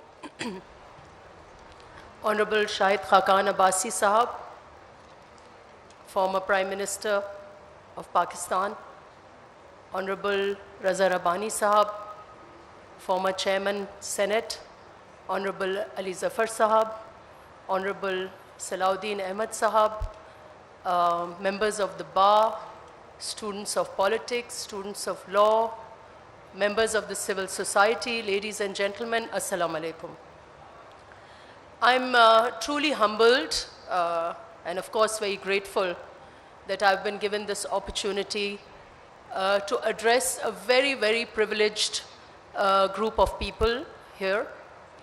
But let me begin first by paying homage to what I call the patron saint of human rights in Pakistan, Mohtarma Asma Jahangir Sahiba. Asma Jahangir Sahiba endures.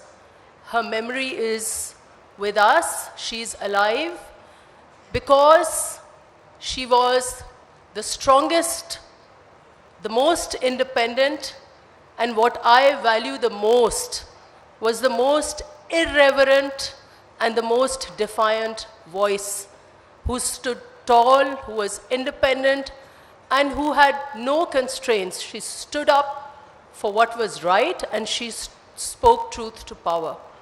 And I think today, this is the voice that we miss a lot. And this forum is probably the best tribute we could give her. I want to congratulate her two daughters, Munize and of course Sulema, and the team of lawyers who are her legacy, the Asma Jahangir group, who have consistently provided this platform for civil society to Pakistan. I will try to stick to my 10 minutes, and there are very important panelists after me. The topic before us, it was very comprehensively dealt with by Honorable Ali Zafar Sahab, is on the separation of powers between the executive, the judiciary, and the legislature. This, of course, is to all jurists, students of jurisprudence, students of law, legislators. This, we know, is the best safeguard to citizens' rights and the best safeguard against tyranny as well. And unfortunately, Pakistan, we have seen both in democratic times and in times of dictatorship, has the tendency to fall prey to tyrannical rule. I'm just going to go through, I have categorized Pakistan's history in three periods. And these have been dealt with beautifully by the Honorable Justice of the Supreme Court yesterday in his speech, and also by the panelist before me. But I'm just going to summarize some points so as to build my argument on what I want to talk about eventually. So the first period, which was talked about also, and I think that this period is between 1947 to 1970-71, which started with an euphoric sentiment, creation of a new state, rebuilding the ideology of Pakistan, how to put it in place, and which ended in shattering of a dream. It broke up Pakistan. And this period, perhaps not as much as separation of powers is the issue here, but the issue here before us was a lack of structure for the new entity. In all these years, we failed to decide as a nation, as a state, what kind of a structure we were going to have as a people. And I think that this failure led to all manner of dismissals, all manner of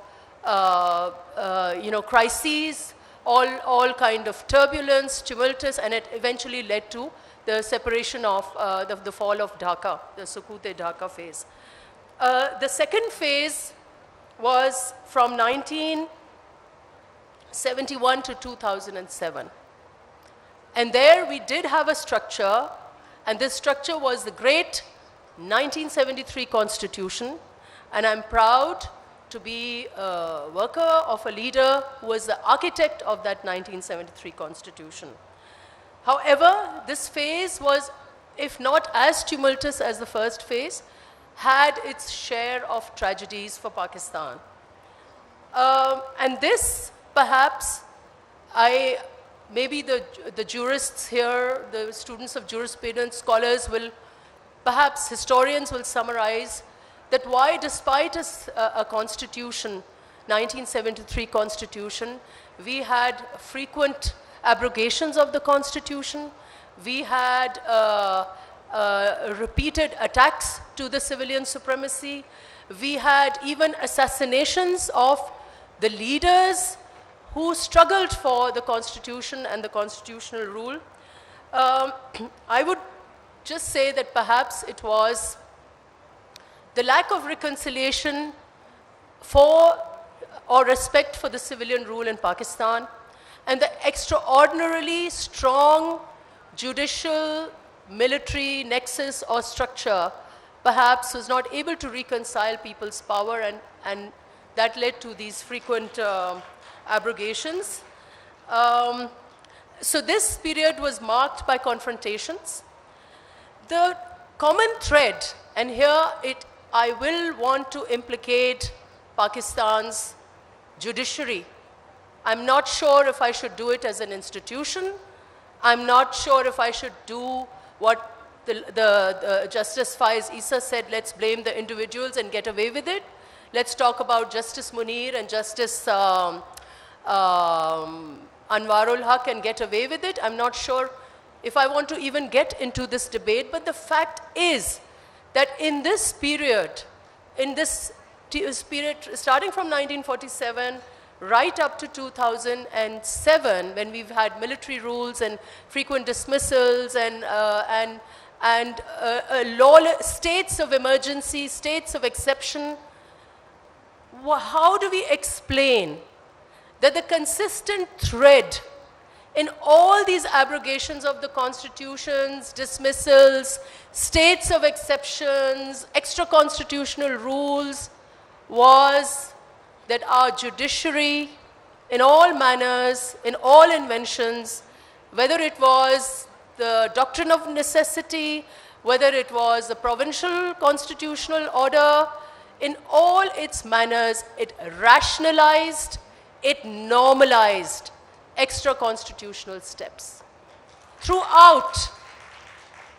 And I don't know if it was the individual, if it was structural, if it was the very state of the way Pakistan's history is, whether it was geopolitics, I don't know. But judiciary provided that solid legal basis for state of exception to be normalized and to be regularized. Now let's come to the third and the very interesting phase, which I call the phase of the cocktail democracy, or many people have called it hybrid democracy also. And this phase starts from 2008. Again, the precursor to this phase was, I would say, Shahid Mohtarma Benazir Bhutto, who came back to lead from the front and bring back democracy after a very bizarre dictatorship of General Musharraf. So from that period to today, the good news is we've had uninterrupted democracy, and that I credit to two incidents. One was the signing of Charter of Democracy between the two leaders or the two parties, popular parties, who came together and said that because politicians fight, it gives opportunity to others to come in the fray. So we will not fight. And we will not, and of course I want to commend Raza Rabbani Saab here. He was, I think, one of the drafters of Charter of Democracy. And the Charter of Democracy laid the structural foundation for the present constitution of Pakistan. And the present constitution of Pakistan owes a great deal to the 18th Amendment. There may be a lot of issues with the 18th Amendment, but it laid down some ground rules for separation of powers. Powers between the federation and the provinces, and the powers, of course, between the three organs of the state. So one credit was the Charter of Democracy, one event why we've had this 14 years, although it is a cocktail democracy, I'll finish soon. Although it's a cocktail democracy and it's a hybrid democracy, it is still a democracy. And the second event that I want to credit to the uninterrupted, although there were many incidences, there were even invitations, I believe, in the not so recent past, invitations to other forces to step in, but the democracy prevailed. The other reason for this is the community that I'm sitting here and largely addressing is the legal community, the bar and the bench. And they, through a lawyers' movement, decided or resolved, including the bench, that there will be no more PCOs, that there will be no more provisional constitutional orders, and so we have this cocktail democracy. Now, why is this a cocktail democracy, and what we need to do, and how do we get out? First of all, why I'm saying it's a hybrid democracy is because there is a terrible, terrible mess in the way we are balancing our institutions. And there, all three institutions are implicated. The executive is implicated, the judiciary is implicated, and of course, the parliament is implicated. So what happened immediately after 2007 is we had a very, and perhaps because there was this activist mode of the lawyers' movement, there was this populist, vibrant feeling, euphoria within the judiciary. So we had this, what I call the period of the rule of suo motu. And there the executive powers were appropriated again and again and again. Then coming to the executive side, we've had through the executive, and this I would refer to the period from 2018 particularly, the last government, they had a quasi-executive, a quasi-legislative role, because the last 3 years was the rule by ordinances. I was sitting in the parliament, we were twiddling our thumbs, and suddenly we had an ordinance slapped before us, and we just had to approve this ordinance. So this was an impingement of the powers of the parliament by the very executive. Apart from the fact that the prime ministers then did not even want to come to the parliament. And then, of course, we've had this repeated incursion by our superior judiciary of both the legislator's powers and the executive powers. And what I want to point out towards is, to all of you, so that perhaps the bar will take it up, and I think the former Prime Minister will also talk about it. At some stage, there was a judgment which said that the Prime Minister has no sole authority and he will only decide if the cabinet, something called the collective decision making. Now, where does the Prime Minister stand if you want to clip his wings? And for every little thing, for little price change also, he has to go to the cabinet. So this is something that is a clear encroachment in the executive's powers. And finally, the last from April, from the time of the vote of no confidence till today, we've had roller coaster rulings by the judiciary. Some good, some very, very seriously grave. Yeah, and yes, it is for the first time that we saw in history that there was a speaker's coup within the parliament. That was also extremely interesting, extremely fascinating, but extremely bizarre. Is for the first time the speaker interpreted his power to ruling. A speaker's ruling is only to the extent of the procedure. But we had, during the vote of no confidence, a speaker, or rather a deputy speaker, who ruled on a constitutional article. This is unheard of. He ruled on Article 5 and he dismissed the vote of no confidence. This is unheard of. Luckily, and then this was followed up by another, an extreme step by the executive in dismissal of the assembly. Luckily, the courts, luckily they sat in the night and luckily they did away with this. But come back to the, and I will end here, 63A. I think as a parliamentarian, the courts have not dealt us a favor. On the contrary, they have tried to make a constitutional amendment through a ruling. And the detailed judgment is here. I believe the bar, the Supreme Court bar, has gone in for a review petition, and I would want the students of bar to also look at this. Now, going forward, how do we turn this phase, which is a critical phase? And I think from here, even if it's a hybrid democracy, if we want to move towards civilian supremacy, we have to do a series of actions, all of us. And for that, first I want to address my own class, the politicians. The politicians have to stop bickering. We have to stop fighting. There is one party that thinks that the rest of the parties are dirty. This is wrong. This is not on. That particular party has to sit with all the politicians who have historical memory, who have done their own struggles.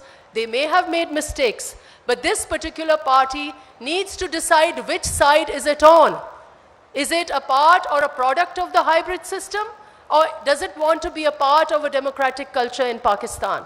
And if it wants to be a part of the democratic culture in Pakistan, then it has to sit with the democratic forces of Pakistan and be on our side. And that is the only way when you will finish the tutelage, the very paternalistic courts which have taken. Today, the courtroom is the place where political disputes are fought out, something we can easily sit and decide, why is this the case? So I'll end here. So first, this is the point. Maybe we need to sign a new charter of agreement. Invite the third party. Please come and sit on our side. Let's talk. Let's figure out what your problems are. Let's move on. Yes, there should be a free and fair elections. Nobody's denied that. But I think this third party should first respect the flood victims. They want elections today. Today, my district is drowned in, at times, 20 feet of water. And you're talking about elections when people are talking about their survival? Have I seen this political party for one day talk about respect for the flood victims? I think it will take my district at least 1 year to come out of the flood. So let's really, really be sensible about the way we have gained.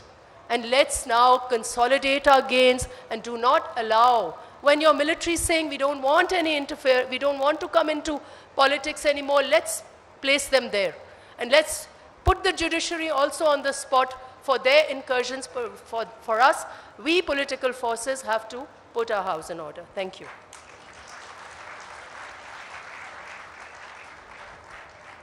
Thank you, Dr. Shah.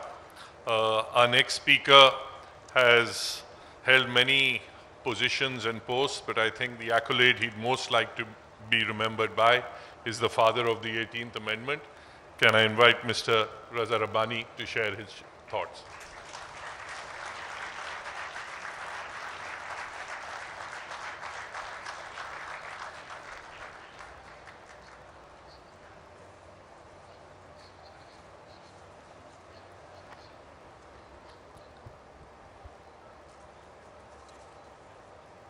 Bismillahirrahmanirrahim. The Honorable former Prime Minister of Pakistan, Janab Abbasi Sahab, the former President of the Karachi Bar Association and moderator of these proceedings, Mr. Salahuddin Sahab, Dr. Nafisa Shah Saiba, and Senator Zafar Sahab, ladies and gentlemen. First of all, I am grateful to the organizers for having given me this opportunity to be present amongst you and to be able to share my thoughts on the question of separation of power as envisaged in the Constitution 1973. I think while I was sitting and I was hearing the eloquent discourse of Zafar Saab and then Dr. Saiba, I was also seeing a bird that was fluttering about in this marquee. And I was wondering to myself, and I was wondering that why so many people, including myself, are not trying to get hold of that bird. But then I realized that I had strings attached to my hands, and that I, like all of you, are puppets, and therefore we could not try and get hold of that bird of separation of powers. Who are we puppets of? And when I say we are puppets, I do not for a moment try to distract from the blame that historically rests on my class of politicians.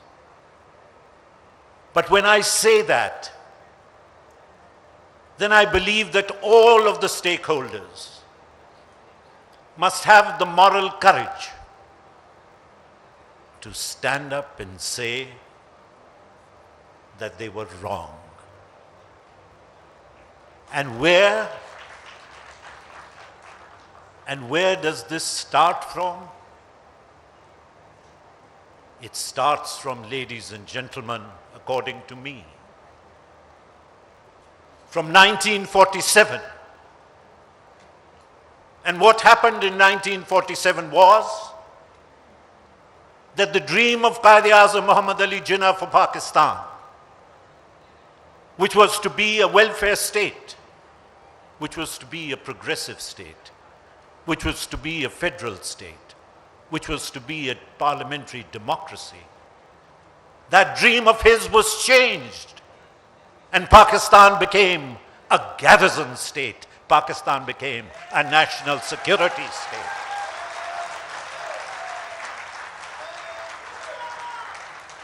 और जब पाकिस्तान एक garrison state बना और पाकिस्तान एक national security state बना, तो रियासत के तकाजे तब्दील हो गए, बदल गए. हम सेपरेशन ऑफ पावर्स की बात करते हैं. We say that the Constitution was not framed from 47 to 1956. What happened to the Constitution of 56? What happened? And I'm ashamed to call it a constitution, but since it is on the statute books, I have to say that the 62 Constitution was a constitution. What happened even after the 1973 Constitution came? Pakistan's establishment has played around with this country, and we have had something like 8 different experiments. Sometimes we had a military dictatorship.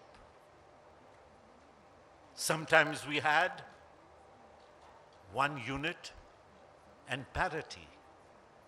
Sometimes we had a presidential form of government. Sometimes we had a quasi-presidential form of government. Then we had partyless elections. Then we had an unelected Majlis-e-Shura. Then we had a chief executive. And then we now have a controlled democracy. जनाब, जब आप ऐसे experiments करेंगे तो फिर आइन पे क्या दोष? फिर आप कैसे कह सकते हैं कि क्या सेपरेशन ऑफ पावर्स है या नहीं है? Trichotomy is a beautiful word. And when I was a student like you, and that was not very long ago, don't go by the color of my hair, I was fascinated by this word. But when I came into practical politics, I was bewildered by this word. Ladies and gentlemen, we must learn today, what, 75 years down the line? Is it not a shame that we are still a nation in search of its moorings? क्या ये शर्म की बात नहीं है कि आज भी हम यहां खड़े हैं और इस तजब्जुब में हैं कि इस मुल्क का निजाम हुकूमत क्या होगा? आप बात करते हैं सेपरेशन ऑफ पावर्स की. You must realize that throughout Pakistan's history, you had a monopoly. Let me repeat it. You had a monopoly of Pakistan's ruling establishment, essentially Pakistan's civil and military bureaucracy. And what we are witnessing today in the transition is not a transition of democracy, but what we are witnessing today is essentially a transition from monopoly to dominance. Dominance of Pakistan's civil and military bureaucracy on each and every sphere of life, on each and every department that functions under the state of Pakistan. हाँ, और उसके अंदर you have this situation where you have people and stakeholders who are jockeying to get more position, to get more power than was envisaged for them in the Constitution. ये मैं मानने के लिए तैयार नहीं हूं कि पाकिस्तान की अशराफिया, चाहे वो सिविल मिलिट्री ब्यूरोक्रेसी हो, चाहे वो जुडिशरी हो, चाहे वो पॉलिटिशियंस हो, कि वो आइन से गाफिल है, वो आइन को समझते हैं, लेकिन जब डोमिनेंस रिप्लेस कर रही है मोनोपोली को, तो वो समझते हैं कि चलो इसमें जितना शेयर ले सकते हो ले लो। इसलिए आपने देखा, like Dr. Saiba said, Parliament has been made redundant. I'm a member of Parliament, and I say this with the heaviest of heart, because I know Pakistan is a federation, and until and unless there is a parliamentary form of government and a bicameral legislature, the federation cannot function. The provinces will be denied their due, full and rightful right under the Constitution. But today Parliament is redundant. It is not even a debating club. Pehle kaha jata tha ki it is a debating club. It is not even a debating club now. And it has been done with deliberate intent. Like politicians were demonized, it has been done with deliberate attempt. It is a very vast subject, but let me just wind up by saying that on the one hand you have the executive,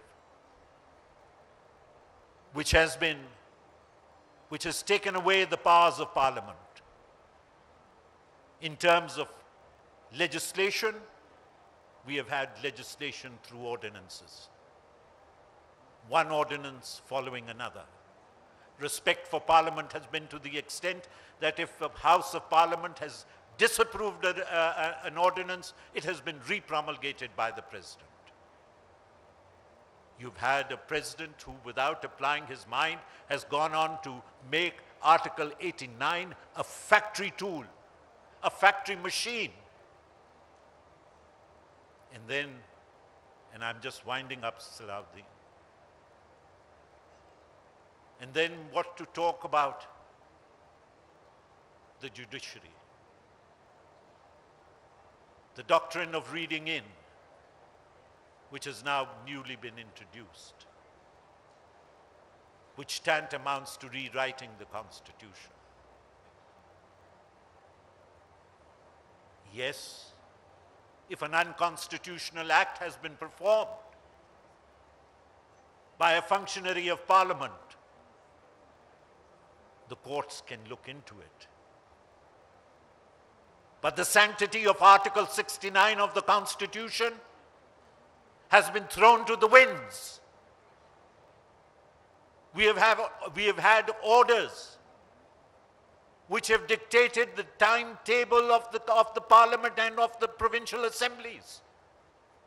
Down from 9 o'clock to 9, 5 past 9, this will happen, 6 past 9, that will happen. If that is not an infringement on the internal proceedings of Parliament, then what is? You have had high courts issuing notices to standing committees. Standing committees are an internal and integral part of parliamentary proceedings. Proceedings of Parliament have been, proceedings of standing committees have been stayed in the recent past by the judiciary. The question that now arises is that all this has happened and is happening. What is the way forward? And I'll just take 1 minute on that. According to me, the way forward is a grand national dialogue. And that grand national dialogue has to be in 2 phases. The first phase has to be amongst all political parties, all political stakeholders, and they have to come to an agreement in the form of a charter of democracy too. And until and unless a charter of democracy too is not established, an economic charter cannot come forward. And the last dialogue that needs to be take place after the COD2 is an intra-institutional dialogue.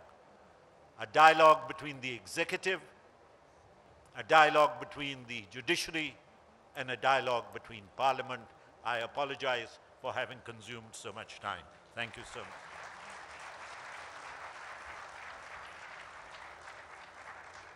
बहुत बहुत शुक्रिया रज़ा रब्बानी साहब। हमारे अगले मुकर्रर साबिक वज़ीर आज़म पाकिस्तान जनाब शाहिद खाकान अब्बासी साहब हैं, जिनके लिए इज़्ज़त हम सबके दिलों में है। अब्बासी साहब।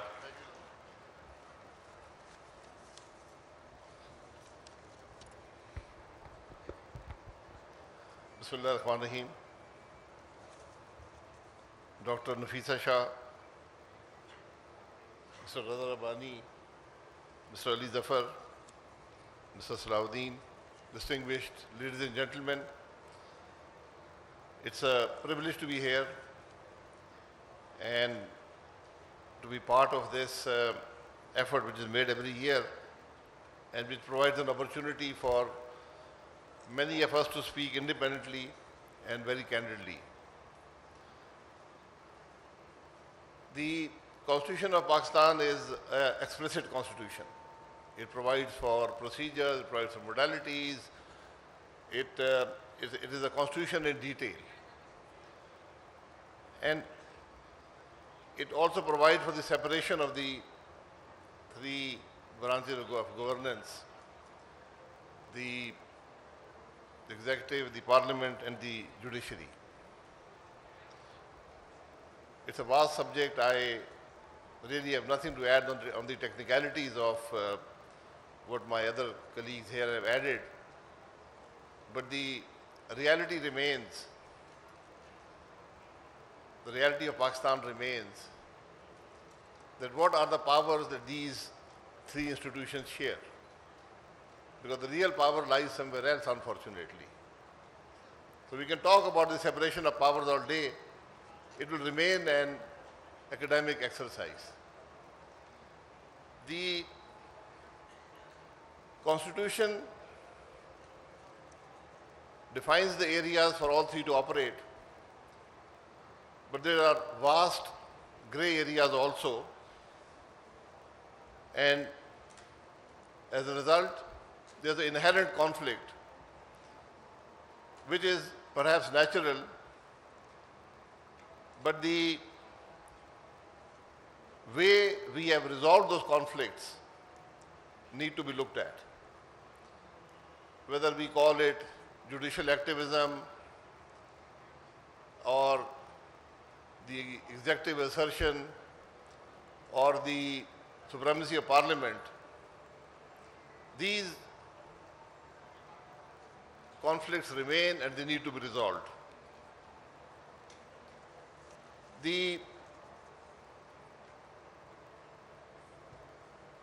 To me, the touchstone of any such resolution is its effect on the people of Pakistan, because that is basically why we have a constitution.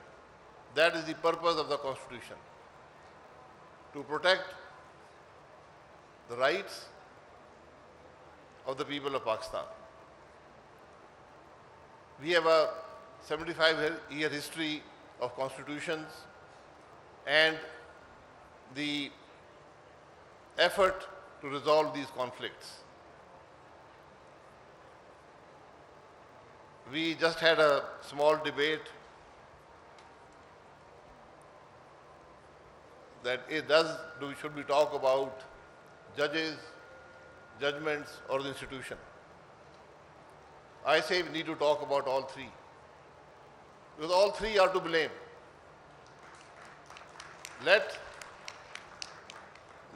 history judge the judgments. But the judges also have to answer. Again, perhaps to history. But the institution remains.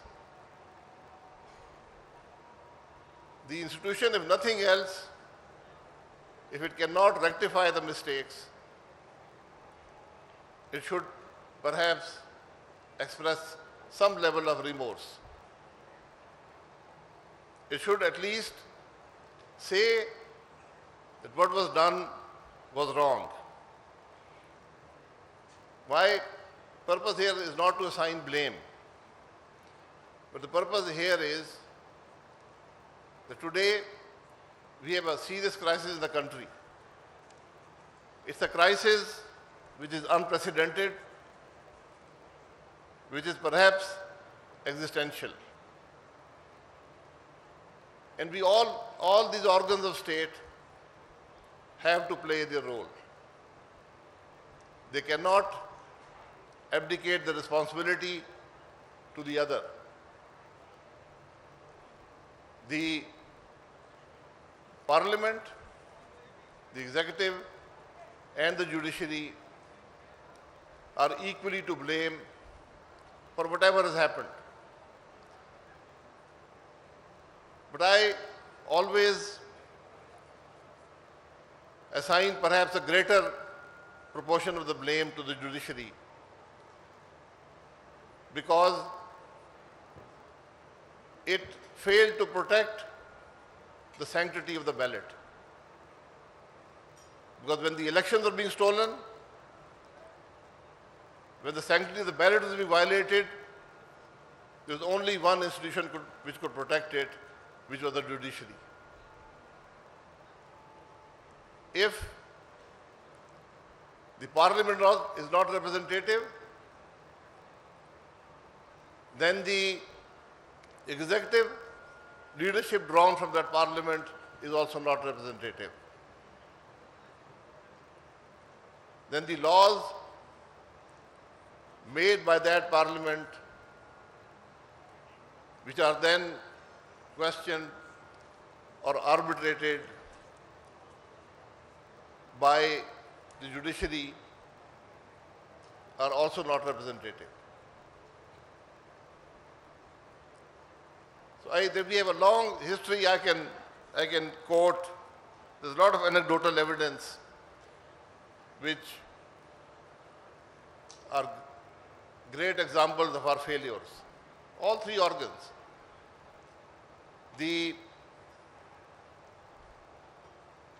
executive, the Prime Minister sees the Parliament as a stepping stone to his office, and then generally ignores the Parliament. The Parliament itself, despite its claims to supremacy, sees its sphere of influence, its constitutional responsibility, its dignity violated, but does nothing. And the judiciary, perhaps in many ways, contributes to that. Because time and again, when parliaments were dissolved, by the sword, the only action that the judiciary took was to provide sanction to that action, to provide protection to that action. So there's a long history that we have to consider here. I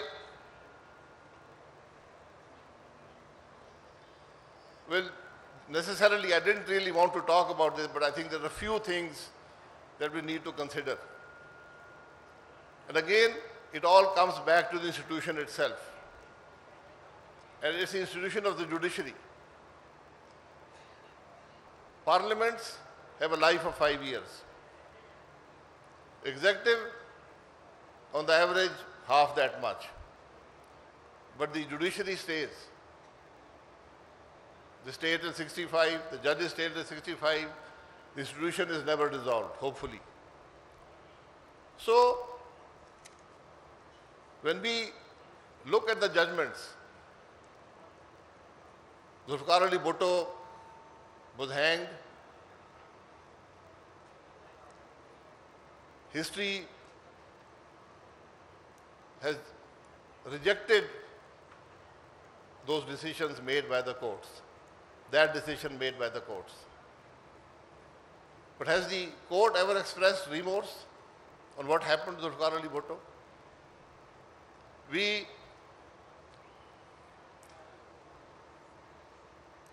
Dr. Malik was here, Dr. Malik is sitting here. We were part of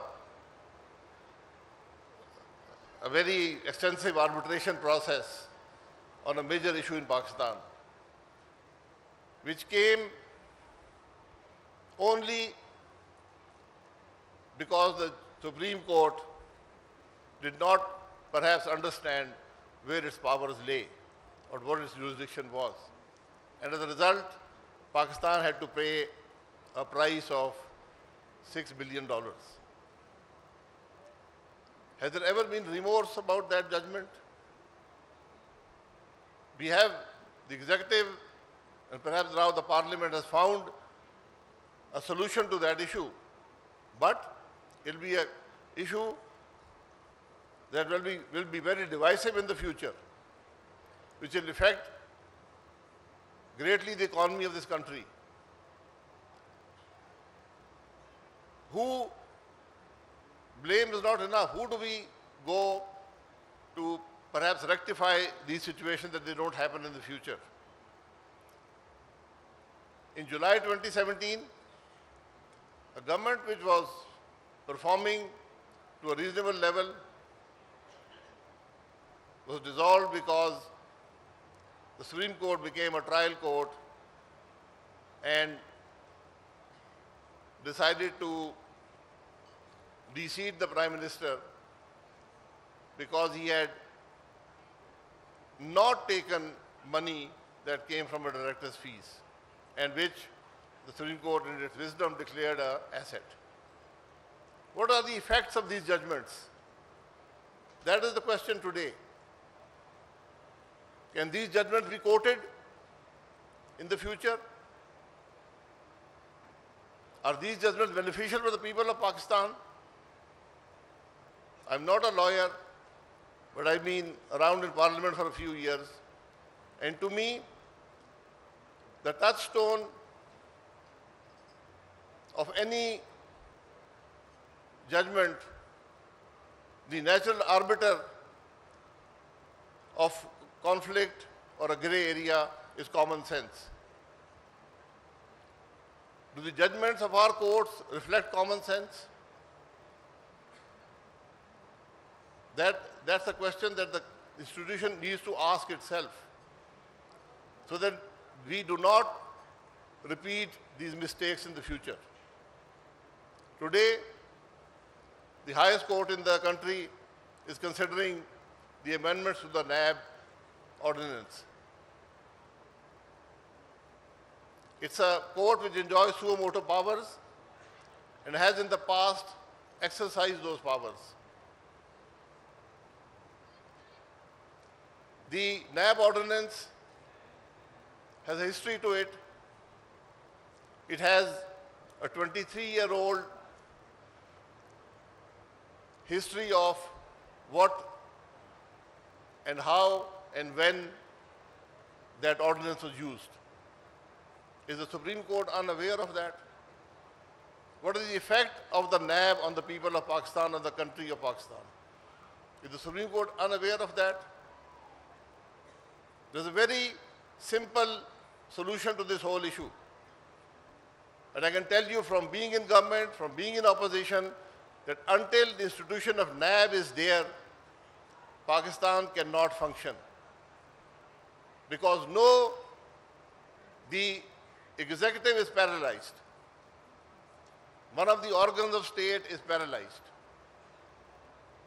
The other organ, the parliament, is unable to take the correct decision to repeal the NAB ordinance. It knows the effects, but it's also aware of the effects of that repeal on its own reputation or the reputation of the parties in power. So now today, I expect the Supreme Court to not look at the wording of what the amendment is, but to look at what NAB has done to this country, to the thousands of billions of money, of resources that we have lost. Lost due to decisions not taken because of fear of NAB. We have to look at the tens of thousands of lives that have been destroyed. Is the Supreme Court unaware of these issues? It has a simple solution to it. It should repeal NAB.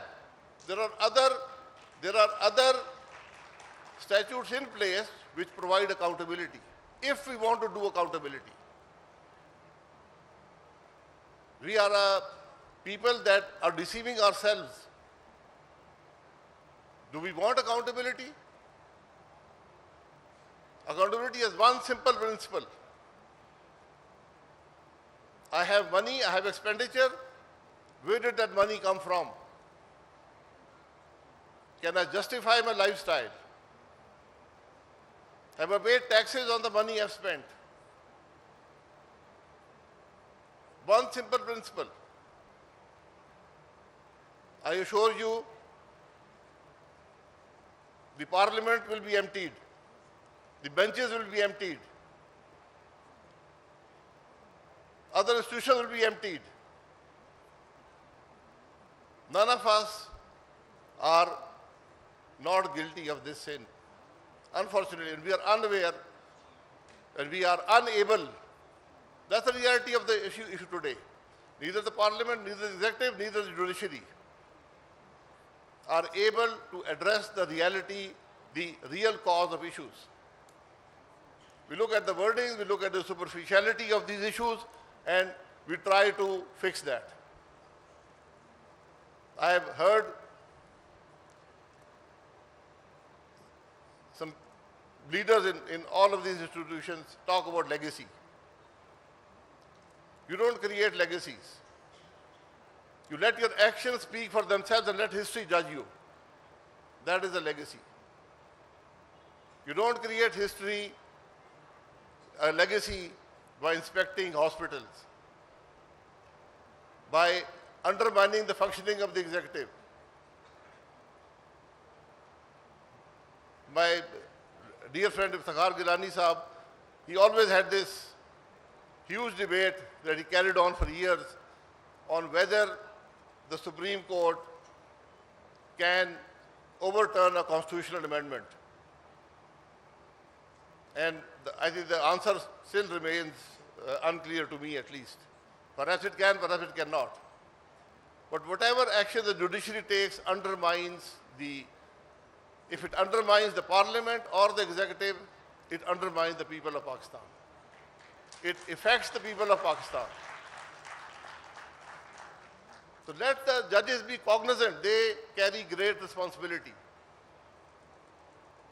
There's need for introspection. How many judiciaries in the world appoint judges themselves? How many promote themselves?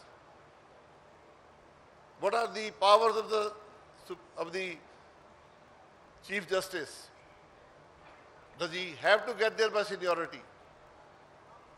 We have a 20-year history of these issues. Is the institution stronger today? Are the judges more qualified? Are the decisions better? These questions need answers. So I thank you very much. I've taken a lot of your time. Very grateful. Thank you.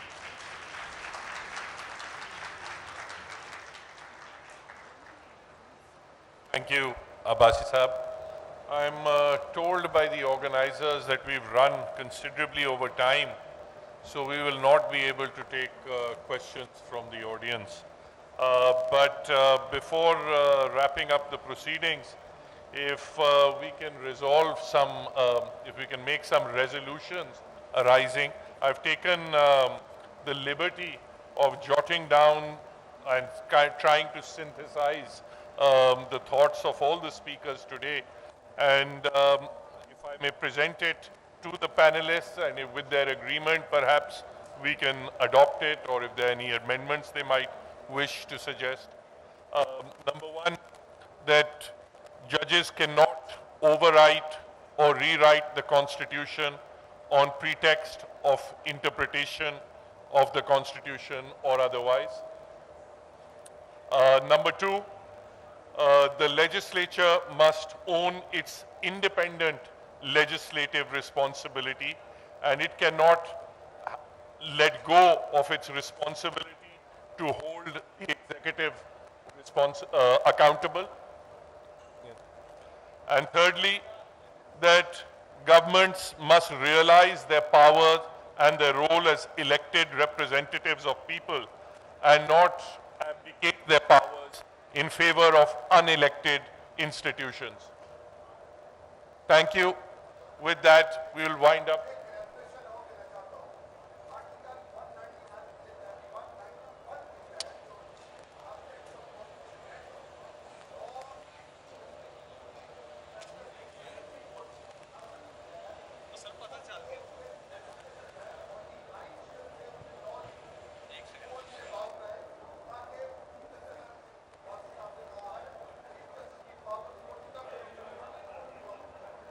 Thank you for your suggestion, sir. With that, I'm afraid we must wrap up this session. Thank you all.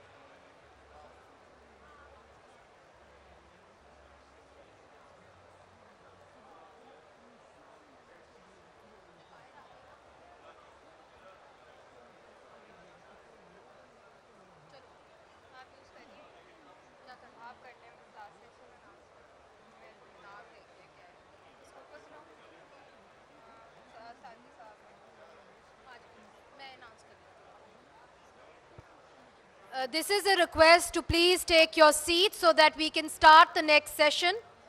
Reluctance to criminalize enforced disappearances and arbitrary detention. We need your cooperation in starting the next session. Please kindly take your seats.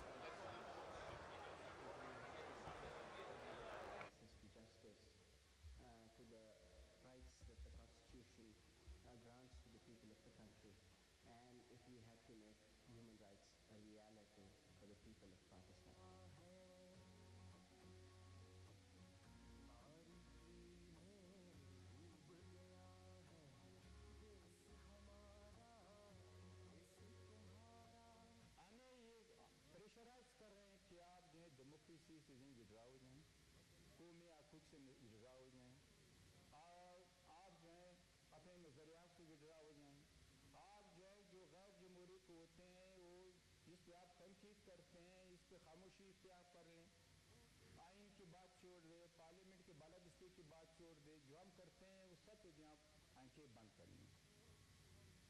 नहीं कर सकता हूँ, बिल्कुल नहीं कर सकता, चाहे मेरी जान चली जाए, मेरी जान इतनी अजीज नहीं है, ये डेमोक्रेसी और पार्लियामेंट के बारे में इसकी अजीज है, मेरी कौम मुझे अजीज है।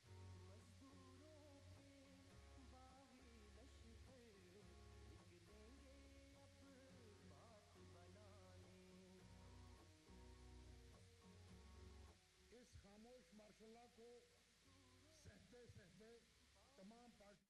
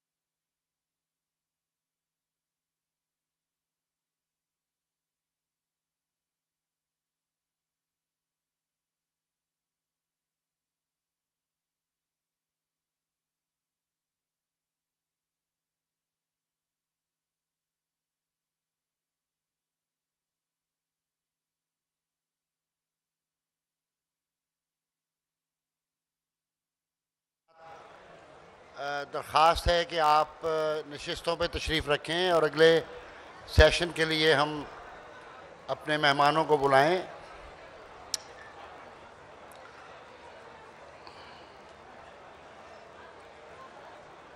थीम ए जो constitutionalism and the role of institutions के कॉन्टेक्स्ट में ये जो हमारा डिस्कोर्स और डिस्कशन है ये है कि reluctance to criminalise enforced disappearances and arbitrary detentions। ये अगवा और गुमशुदगी, जबरी अगवा और गुमशुदगी के तनाजुर में ये हमारा आज का सेशन है, जिसमें मैं गुजारिश करूँगा जनाब आज़म नज़ीर तारड़ साहब federal minister of law and justice कि वो तशरीफ़ लाएं और नशिस्त पे बराजमान हो। जनाब आज़म नज़ीर तार साहब।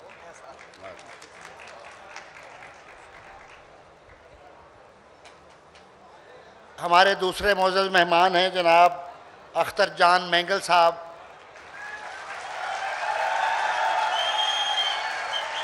दी Akhtar Jan Mangal, the 11th Chief Minister of Balochistan and Chairperson of Balochistan National Party, Mangal.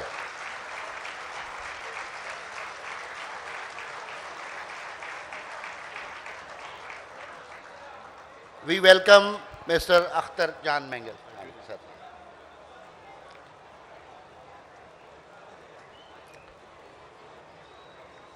Ankhana Neela Paiji.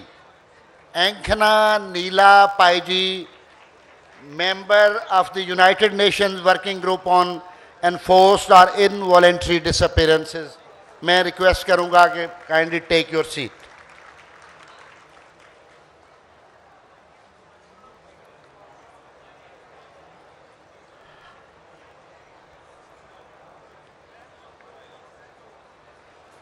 Pashtun Tahaffuz movement के सरबराह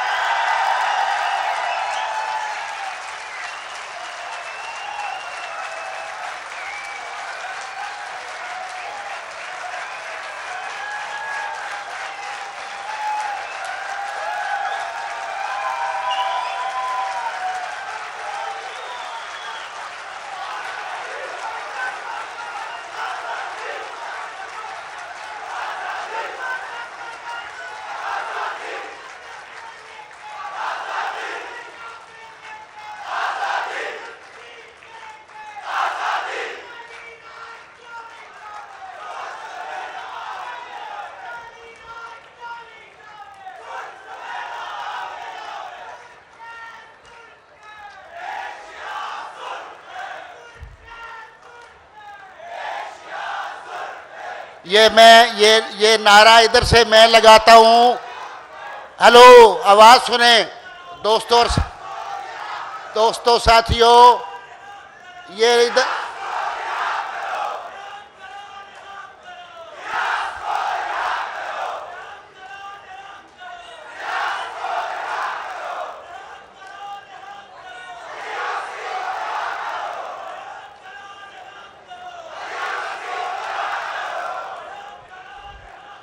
दोस्तों और साथियों, आप मेहरबानी फरमाएं, मैं नारा लगाता हूं, आप उसका जवाब दें। आसमान तक आवाज जानी चाहिए। सुर्ख है, सुर्ख है, एशिया सुर्ख है, सुर्ख है, सुर्ख है। मैंने पश्तून तहफ़्फ़ुज़ मूवमेंट के रहनुमा मंजूर पश्तीन को स्टेज पर बुला लिया है। आपने मुझे उनका नाम लेने का वक्त नहीं दिया।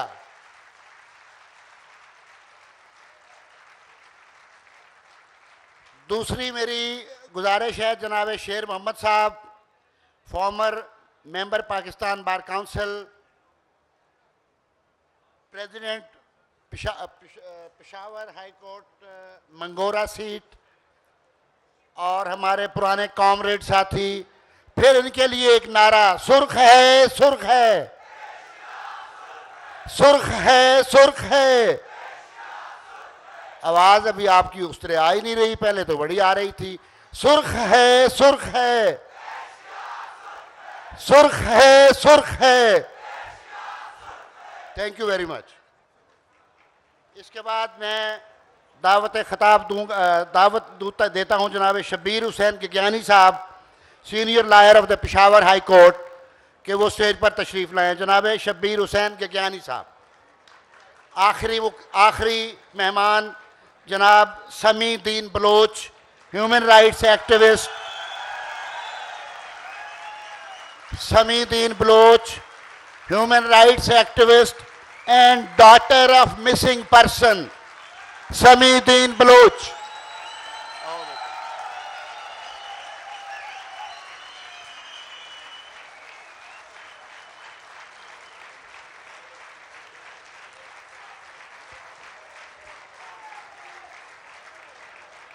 मेरी तमाम ख़वातीनों हजरात और दोस्तों से गुजारिश है कि अब आप तशरीफ़ रखें। हमने अपने सेशन मैं नौजवान दोस्तों से गुजारिश करता हूं कि वक्त पहले ज़रा कलील है, आप मेहरबानी फरमाएं और इसको तकरीब का आगाज़ करने दें। दोस्तों और साथियों, आप तशरीफ़ रखें और मुझे इजाज़त अता फरमाएं ताकि मैं बाकायदा कार्रवाई का आगाज़ कर सकूं। और कलील वक्त में हमने तमाम मुकर्ररीन के ख़यालात को सुनना है और फिर इसके बाद भी एक क्लोजिंग सेशन है, इसलिए मैं गुजारिश करूंगा कि आप थोड़ा सा वक्त दें। तो आज का जो हमारा ये टॉपिक है, इसमें यह है कि जबरी गुमशुदगियाँ हैं वो गैर आइनी और गैर कानूनी हैं, उनसे हमने कैसे महफूज रहना है और आइंदा के लिए उसका वे फॉरवर्ड क्या है। आज के हमारे पैनल में हमारे हुकूमती नुमाइंदगान भी मौजूद हैं और गुमशुदा अफराद के पसमानदगान भी मौजूद हैं और वो लोग भी मौजूद हैं जो इस ह्यूमन राइट्स की वायलेशन के ख़िलाफ़ एक मुसलसल जद्दोजहद में हैं और अपनी आवाज़ बुलंद रखे हुए हैं। आज की हमारी इस तकरीब के जो की नोट स्पीकर हैं वो जनाब आज़म नज़ीर तारड़ साहब हैं। वो मैं उनको सबसे पहले दावत ख़िताब दूंगा ताकि उन्होंने लॉ मिनिस्ट्री का चार्ज संभालने के बाद कुछ चीज़ें मेरे इल्म में हैं कि उन्होंने कुछ प्रोएक्टिव एक्टिविटी करके इस इशू को रिज़ॉल्व करने के लिए बड़ी दर्दमंदाना अंदाज में अपनी कंट्रीब्यूशन की थी। लेकिन आज़म नज़ीर तारड़ साहब को बुलाने से पहले उनसे मैं ये अर्ज़ करूँगा कि तुम तो कहते थे कि सब कैदी रिहाई पा गए, तुम तो कहते थे कि सब कैदी रिहाई पा गए, रात भर पसे दीवारे जिंदा रोता है कौन? जनाब आज़म नज़ीर तारड़ साहब।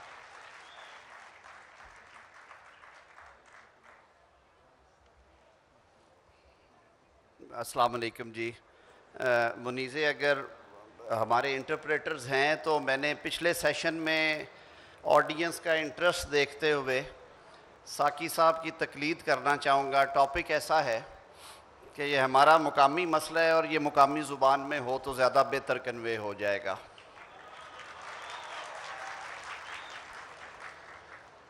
स्टेज पे बैठे मेरे इंतहाई मोअज़्ज़ज़ मेहमानान गिरामी, द एक्सीलेंसीज़, डिग्निटरीज़, मेरे वकला भाई बहनों और मेरे बड़े प्यारे तालिब इल्म बच्चों, जबरी गुमशुदगी या लापतगी जो है ये एक ऐसा रस्ता हुआ मौजू है जो हमारे समाज के माथे पे एक कलंक की तरह अटका हुआ है और आज का नहीं है, ये दहाइयों पे मुहित है। और इसकी बुनियाद, इसके मुज़म्मात, इसकी वजूहात जब हम तलाश करने के लिए निकलते हैं तो मेरे जैसे बंदे को जिसने आबद साकी साहब और मोहतरमा आसमा जहांगीर साहिबा के साथ ज़िंदगी गुजारी हो, हुकूमत की नुमाइंदगी करते हुए भी ये मुश्किल का सामना करना पड़ता है कि मैं इस मौजू की मुनासबत से हुकूमत के तर्जुमान के तौर पे बात करूं या वो बात करूं जो मेरे दिल के अंदर है। तो आज मैंने फ़ैसला किया कि कल मैंने एक बात की थी जब इनॉग्रल सेशन था और आबद साकी साहब और स्वरूप साहब ने कहा कि अब इनका रोल तब्दील हो गया है, अब ये मेज़बान नहीं है, अब ये मेहमान हैं। तो मैंने कल इस बात पे जवाब में कहा था कि मेरा बिल्कुल रोल तब्दील नहीं हुआ, मैं अभी भी मेज़बान हूँ और मैं आसमा जहांगीर फाउंडेशन का रुकन होने की हैसियत से मेज़बान ही रहूँगा। तो आज भी मैंने ये फ़ैसला किया कि हुकूमत की कारकर्दगी के हवाले से तो बताऊँगा, लेकिन मैं मुकदमा जो है आज का आपके सामने वो एक राइट्स एक्टिविस्ट के तौर पे रखूँगा और हम सब मिल के इसका हल तलाश करेंगे। सरदार अख्तर जान मैंगल साहब हमारे दरमियान मौजूद हैं, मंजूर पश्तीन साहब हैं, हमारी बेटी समी बलोच है, शेर मोहम्मद साहब के साथ हमने बड़ा लंबा अरसा काम किया कि ये बात ढकी छुपी नहीं है कि पाकिस्तान का आइन और पाकिस्तान के कवानीन शख्सी आज़ादी और बुनियादी इंसानी हकूक़ की गारंटी देते हैं। आइन का आर्टिकल 4 हो, आर्टिकल 9 हो, आर्टिकल 14 है, आर्टिकल 25 है कि आपने किसी के ख़िलाफ़ कोई काम कानून से बालातर हो के नहीं करना। Right to life is the most cherish right in the constitution. Liberty जो है वो किसी कीमत पे except in accordance with law जो है वो कर्टेल नहीं होगी। लेकिन क्या वजह है कि ये बातें सिर्फ़ किताबों में रह जाती हैं और जब हम ज़मीनी हक़ाइक़ की तरफ लौटते हैं तो हमें बलूचिस्तान से सैकड़ों हज़ारों आवाज़ें आती हैं, हमें खैबर पख्तूनख्वा से दरख्वास्तों के अंबार लग जाते हैं, हमें कराची के शहरियों की तरफ से शिकवे और शिकायतें मिलती हैं और हमें जनूबी पंजाब और इवन पंजाब सेंट्रल से भी बहुत जगहों से शिकायत आती हैं कि साल हा साल से महीनों से हमारे प्यारे हमसे बिछड़ गए, उनकी कोई ख़बर नहीं है, उनका अता पता नहीं है और हुकूमत जिसकी ये ज़िम्मेदारी है कि वो अपने शहरियों के तहफ़्फ़ुज़ के लिए हर तरह के कानूनी इक़दामात करे, वो भी ये जवाब देने से कासिर है। तो फिर हमें एक जवाब मिलता है कि ये मसला है तो सही, लेकिन ये मसला जुड़ा हुआ है सिक्योरिटी रिस्क्स और सिक्योरिटी से मुतल्लिका स्टेक्स जो हैं, ये मसला उनसे जुड़ा हुआ है और इसको हल करने के लिए हमें बंद कमरे में बैठ के भी बात करना होती है, यानी कि इन कैमरा प्रोसीडिंग्स हैं। ये मसला पार्लिमान के ऐवानों में भी गया और मैं ये बात बड़ी खुशी के साथ कहूँगा कि पार्लियामेंट के फ्लोर के ऊपर हमारे वो अरकान पार्लियामेंट बिलखसूस जो कि जबरी गुमशुदगी के मुकदमात या उन केसेस से जुड़े हुए हैं अपने सियासी नज़रियात की वजह से या जुग्राफियाई इलाक़ों में उनके रहने की वजह से या उनका ताल्लुक़ होने की वजह से, उन्होंने हमेशा ये आवाज़ बुलंद की और उनकी मुसलसल कोशिशों से सिविल सोसाइटी की एक लंबी जिद्दोजहद के नतीजे में और बहुत सारे मज़लूमों ने अपनी जानें गंवा कर बिलाखिर रियासत को आज इस जगह पे ले आए हैं कि इस हसास मौजू के ऊपर खुले ऐवानों में भी बात होती है, सड़क पे भी बात होती है और इस तरह की तकारीब में भी बात होती है। और ये it is no more an issue which is to be discussed in camera, क्योंकि जब तक आप इस हाथी को कमरे से नहीं निकालेंगे ये मसला हल नहीं होगा। आज के टॉपिक के हवाले से मैं ज़रूर अर्ज़ करता चलूँ कि आज इस कॉन्फ्रेंस में आने से पहले मैं अपने साथियों का शुक्रगुज़ार हूँ पार्लियामान में, जिन्होंने साथ दिया इस इशू पे हमारा। और वो मसला जो कि साल हा साल से अटका हुआ था, यानी कि जबरी गुमशुदगी के मुकदमात के लिए अलग से इंडिपेंडेंटली कानून ने कोई ऐसा रास्ता नहीं निकाला था कि इसके मुकदमात का अंदराज हो सके। जैसे कि आज के टॉपिक में भी लिखा हुआ है कि reluctance to criminalise the enforced disappearances. तो एक अच्छी खबर जो आज आपको मैं दे सकता हूँ कि 2 रोज़ पहले पाकिस्तान की कौमी असम्बली ने वजारत कानून के उस बिल को जिसमें जबरी गुमशुदगियों को जुर्म का दर्जा दिया गया है, पाकिस्तान की कौमी असम्बली ने कंसेंसस के साथ उसे पास किया है। ये पिछले 4.5 साल से असम्बली और सेनेट सेक्रेटेरिएट्स में ये फ़ाइल घूम रही थी और ना सिर्फ पास किया बल्कि गुज़श्ता हुकूमत ने सिविल सोसाइटी के प्रेशर की वजह से और अपने सियासी हलीफों के कहने पे कानून तो बनाया, लेकिन उसमें एक शिक शामिल कर दी गई जिसके तहत जबरी गुमशुदगी का इल्ज़ाम लगाने वाला शख्स अगर ये साबित ना कर सके कि उसके प्यारे को उठाया गया था और जबरी तौर पे लापता किया गया था, तो उसको उसके कहने पे पर्चा तो दर्ज होगा, लेकिन अखराज होते हुए या मुकदमा का फ़ैसला होने के बाद उस पर एक मुकदमा चलेगा और उसे 5 साल की सज़ा दी जा सकती है।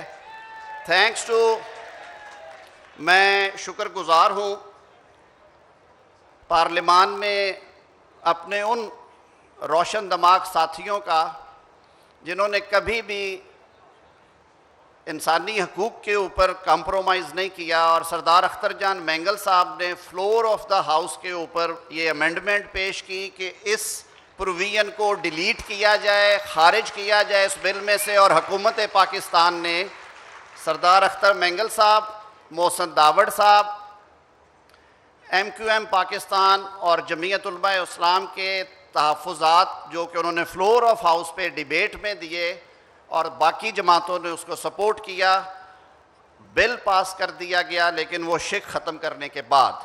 तो मैं समझता हूँ कि पाकिस्तान के अवाम को मुबारक हो कि बिलाखिर हमने एक मरहला तो तय कर लिया। अब मुझे बताया गया है कि आज वक्त की शदीद कमी है क्योंकि पिछला सेशन आगे चला गया था।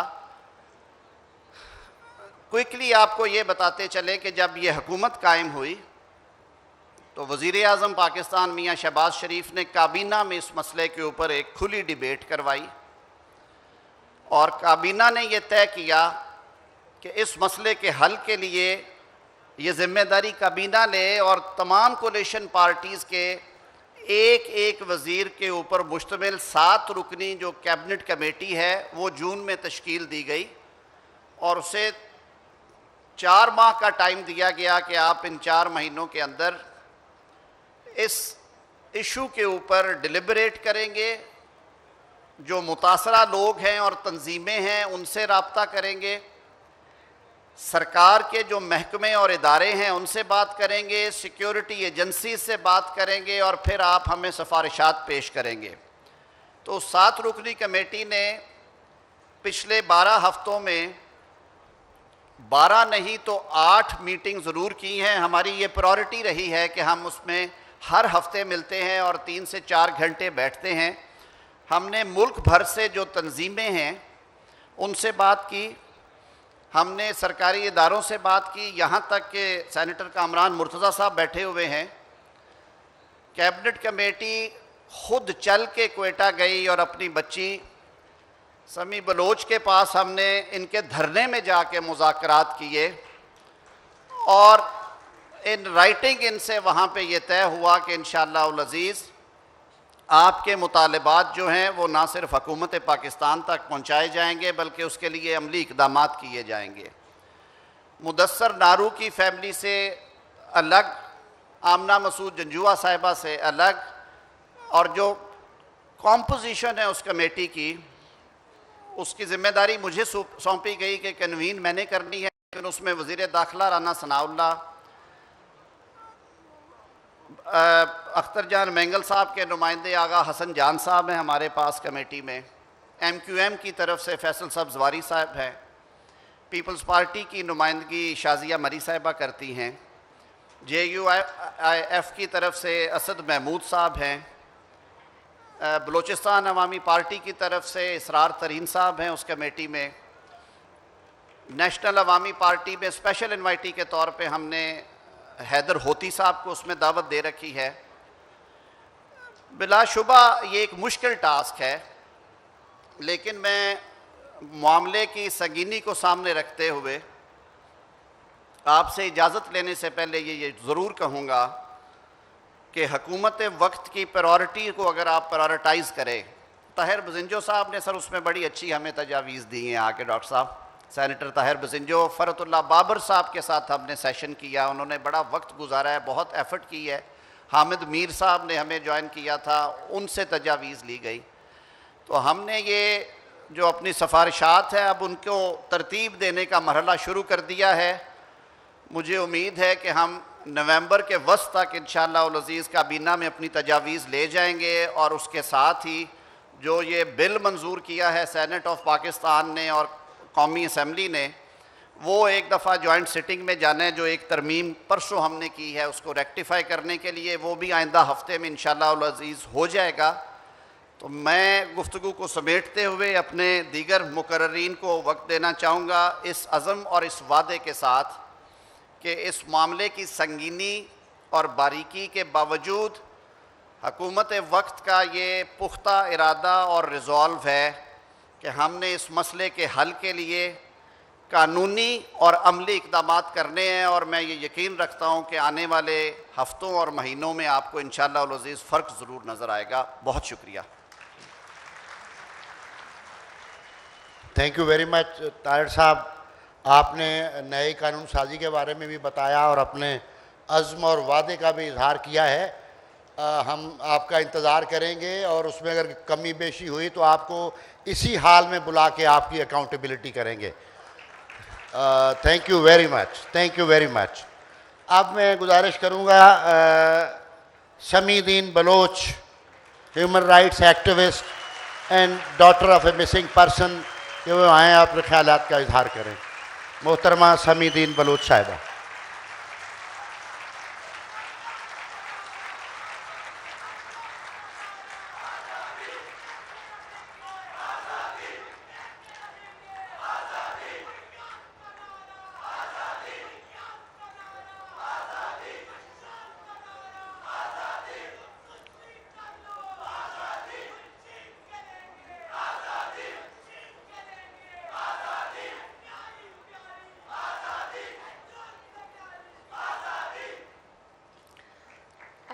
बिस्मिल्लाहिर्रहमानिर्रहीम।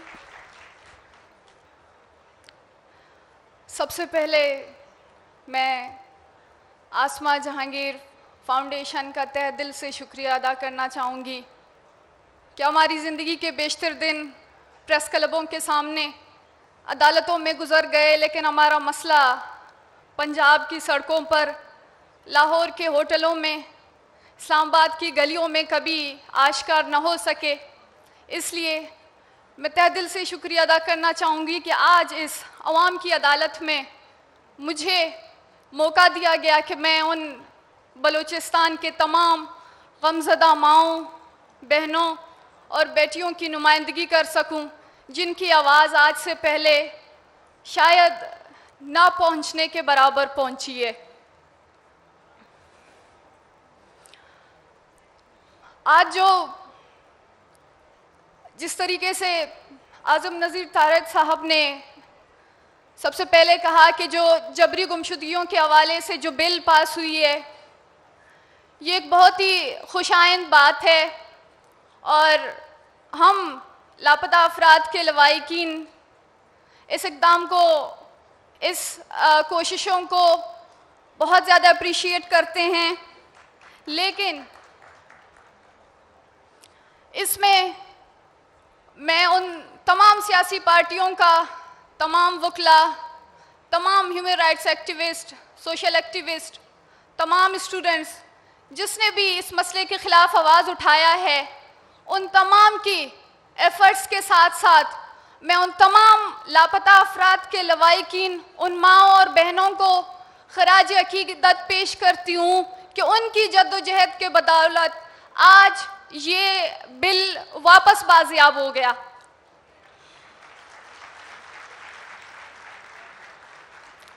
लेकिन मसला ये है कि जिस तरह हमारे लोग शक व शुबहात के बिना पर उठाए जाते हैं, 2-2 महीने, 4-4 महीने 8 महीने 1 साल के बाद जब वो वापस आ जाते हैं तो जिस तरीके से वो अपनी जहनी तवाज़ुन खो बैठते हैं, जिस इंसानियत सोज अजियत से गुजर कर वो जो है अपाहिज होते हैं, तो मैं उम्मीद करती हूँ कि ये कमीशन बाजियाबी के बाद अपाहिज ना हो, इस पर अच्छे से काम हो, ताकि जो हम उम्मीदें लेकर आए हैं वो इस मसले को एक अंजाम की तरफ लेकर जाए। बिल इस मसले पर जो है जबरी गुमशुदगियों के हवाले से ये बिल हो या फिर इससे पहले कवानीन हो, हमने पहले भी देखा है कि यहाँ पर जबरी गुमशुदगियों के मामले में मुख्तलिफ कमीशन, मुख्तलिफ कमेटियाँ, मुख्तलिफ कवानीन बनाए गए हैं, लेकिन जो सबसे ज़्यादा अहम बात है वो इम्प्लीमेंटेशन की है। ये पहली दफ़ा नहीं है कि इस तरह की कानून, इस तरह के जो है बिल पास हुए हैं, बल्कि हमने ये भी देखा है कि जो इस मुल्क के आइन और कानून में जो आपके फंडामेंटल राइट्स हैं वो भी हमारे लोगों के ऊपर अप्लाई नहीं हुए हैं। हमने देखा कि इस मुल्क के आइन में जो कि किसी शख्स को आज़ादी और ज़िंदगी से महरूम नहीं रखा जा सकता, हमें इस आर्टिकल से भी महरूम रखा गया है। इस हवाले से हमने इस मुल्क में देखा है कि एंटी टॉर्चर लॉज आए हैं, लेकिन ये इम्प्लीमेंट नहीं हो सके हैं। हमने देखा है कि प्रोडक्शन टू कोर्ट का ये लॉ सामने आया है, ये भी इम्प्लीमेंट नहीं हुआ है। हमने ये भी देखा कि फ्री एंड फेयर ट्रायल यहाँ पे लागू होती है, जो कि हमारे लोगों पर नहीं हुआ। हमने देखा कि कवानीन इस तरह के हज़ारों सामने आए, लेकिन वो इम्प्लीमेंट ना हो सके और कभी भी उन कल्प्रिट्स को पनिशमेंट नहीं दी गई जो कि इनके बुनियादी और जो कि इसके जिम्मेवार हैं, जिनको एहतिसाब की सबसे ज़्यादा ज़रूरत है। मैं कुछ हक़ाइक़ आपके सामने पेश करूंगी जो कि माजी में होते आए हैं। 2010 में जब आईए रहमान साहब जजेस कमीशन की रिपोर्ट को गवर्नमेंट की तरफ से रिक्वेस्ट करते हैं कि इस रिपोर्ट को आप पब्लिसाइज करें, जिसमें बहुत सारे फैक्ट्स और बहुत से ऐसे लोग हैं, सिक्योरिटी के लोग, जिस पर तमाम कंट्रोवर्सीज क्लियर होंगे, लेकिन ये इस मसले पर कोई अमल दरामद न हो सकी। इस मुतालिबा को नज़रअंदाज किया गया। 2012 में जब चीफ जस्टिस इफ्तिखार चौधरी साहब ने 19 एफसी ऑफिशियल्स को नॉमिनेट करके जो है 35 मिसिंग पर्सन्स की बाजियाबी का हुक्म दिया, इस पर भी कोई अमल दरामद न हो सकी। ये एक अदालत की ऑर्डर थी जिस पर अमल दरामद न हो सका। 2012 में डीआईजी ऑपरेशंस बलूचिस्तान आमिद शकील ने कोर्ट में जो एक एफसी की मौजूदगी में जो एक सीसीटीवी फुटेज का जिक्र किया था हाई कोर्ट बलूचिस्तान में, जिसमें फिर जो है उनको खुद 3 साल बाद एक सस्पिशियसली उनको एक अटैक में मारा गया, लेकिन जिस रिपोर्ट का, जिस फुटेज का उन्होंने जिक्र किया था वो कभी अदालत में ना आ सका, वो कभी जजेस के सामने पेश ना हो सकी।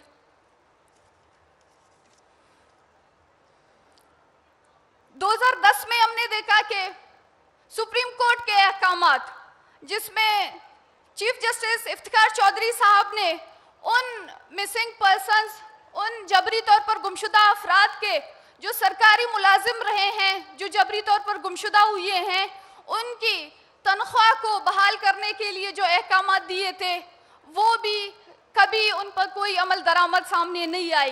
तो इस बात से वाज़ेह होता है कि जबरी गुमशुदगियों का मसला सबसे ज़्यादा जो इस वक्त इस मुल्क का जो सबसे अहम और संगीन मसला जाना जाता है, इस पर हमने कवानीन देखे हैं, लेकिन कवानीन पर कोई अमल दरामद नहीं देखी है। जो इस वक्त मैं सबसे ज़्यादा इस पर होपफुल हूँ, मैं उम्मीद करती हूँ कि हमारे साथ जो हमारे मुअज़्ज़िज़ मेहमान बैठे हैं जिनकी काविशों से ये बिल सामने आई है और उन मिसिंग पर्सन्स के लवाहिकीन की काविशों से, तो मैं समझती हूँ इस पर बेहतरीन इक़दामात सामने आएंगे। इसका एक और जो 2015 में चीफ जस्टिस के अहकामात थे सुप्रीम कोर्ट में कि कोई भी लाश बगैर डीएनए के शिनाख्त के नहीं दफनाया जाएगा, लेकिन हमने इसमें भी देखा कि बलूचिस्तान में तो रोज़ाना की बुनियाद पर हम मसकशुदा लाशें देखते हैं जो शिनाख्त के काबिल नहीं होते हैं, लेकिन सुप्रीम कोर्ट के आर्डर की बुनियाद पर हमने लाहौर की वो मसकशुदा लाशें देखी जिस पर कोई डीएनए टेस्ट न हो पाई। हमने जो है रिसेंटली जो मुल्तान के निश्तर हॉस्पिटल में जो वाकया हुआ था उसमें भी हमने देखा कि उसमें भी सुप्रीम कोर्ट के ऑर्डर्स फॉलो ना हो सके। इसके अलावा भी हमने देखा है कि वो अहकामात जिसमें फैमिलीज ने शिकायत की थी कि हम जो है हमसे जब हमारे लोगों को मिसिंग किया जाता है तो इसके बदले हमसे पैसे मांगे जाते हैं उन अदारों की तरफ से जो हमारे लोगों को लेकर गए हैं, तो उनकी तरफ से भी कोई कार्रवाई सामने नहीं आई है।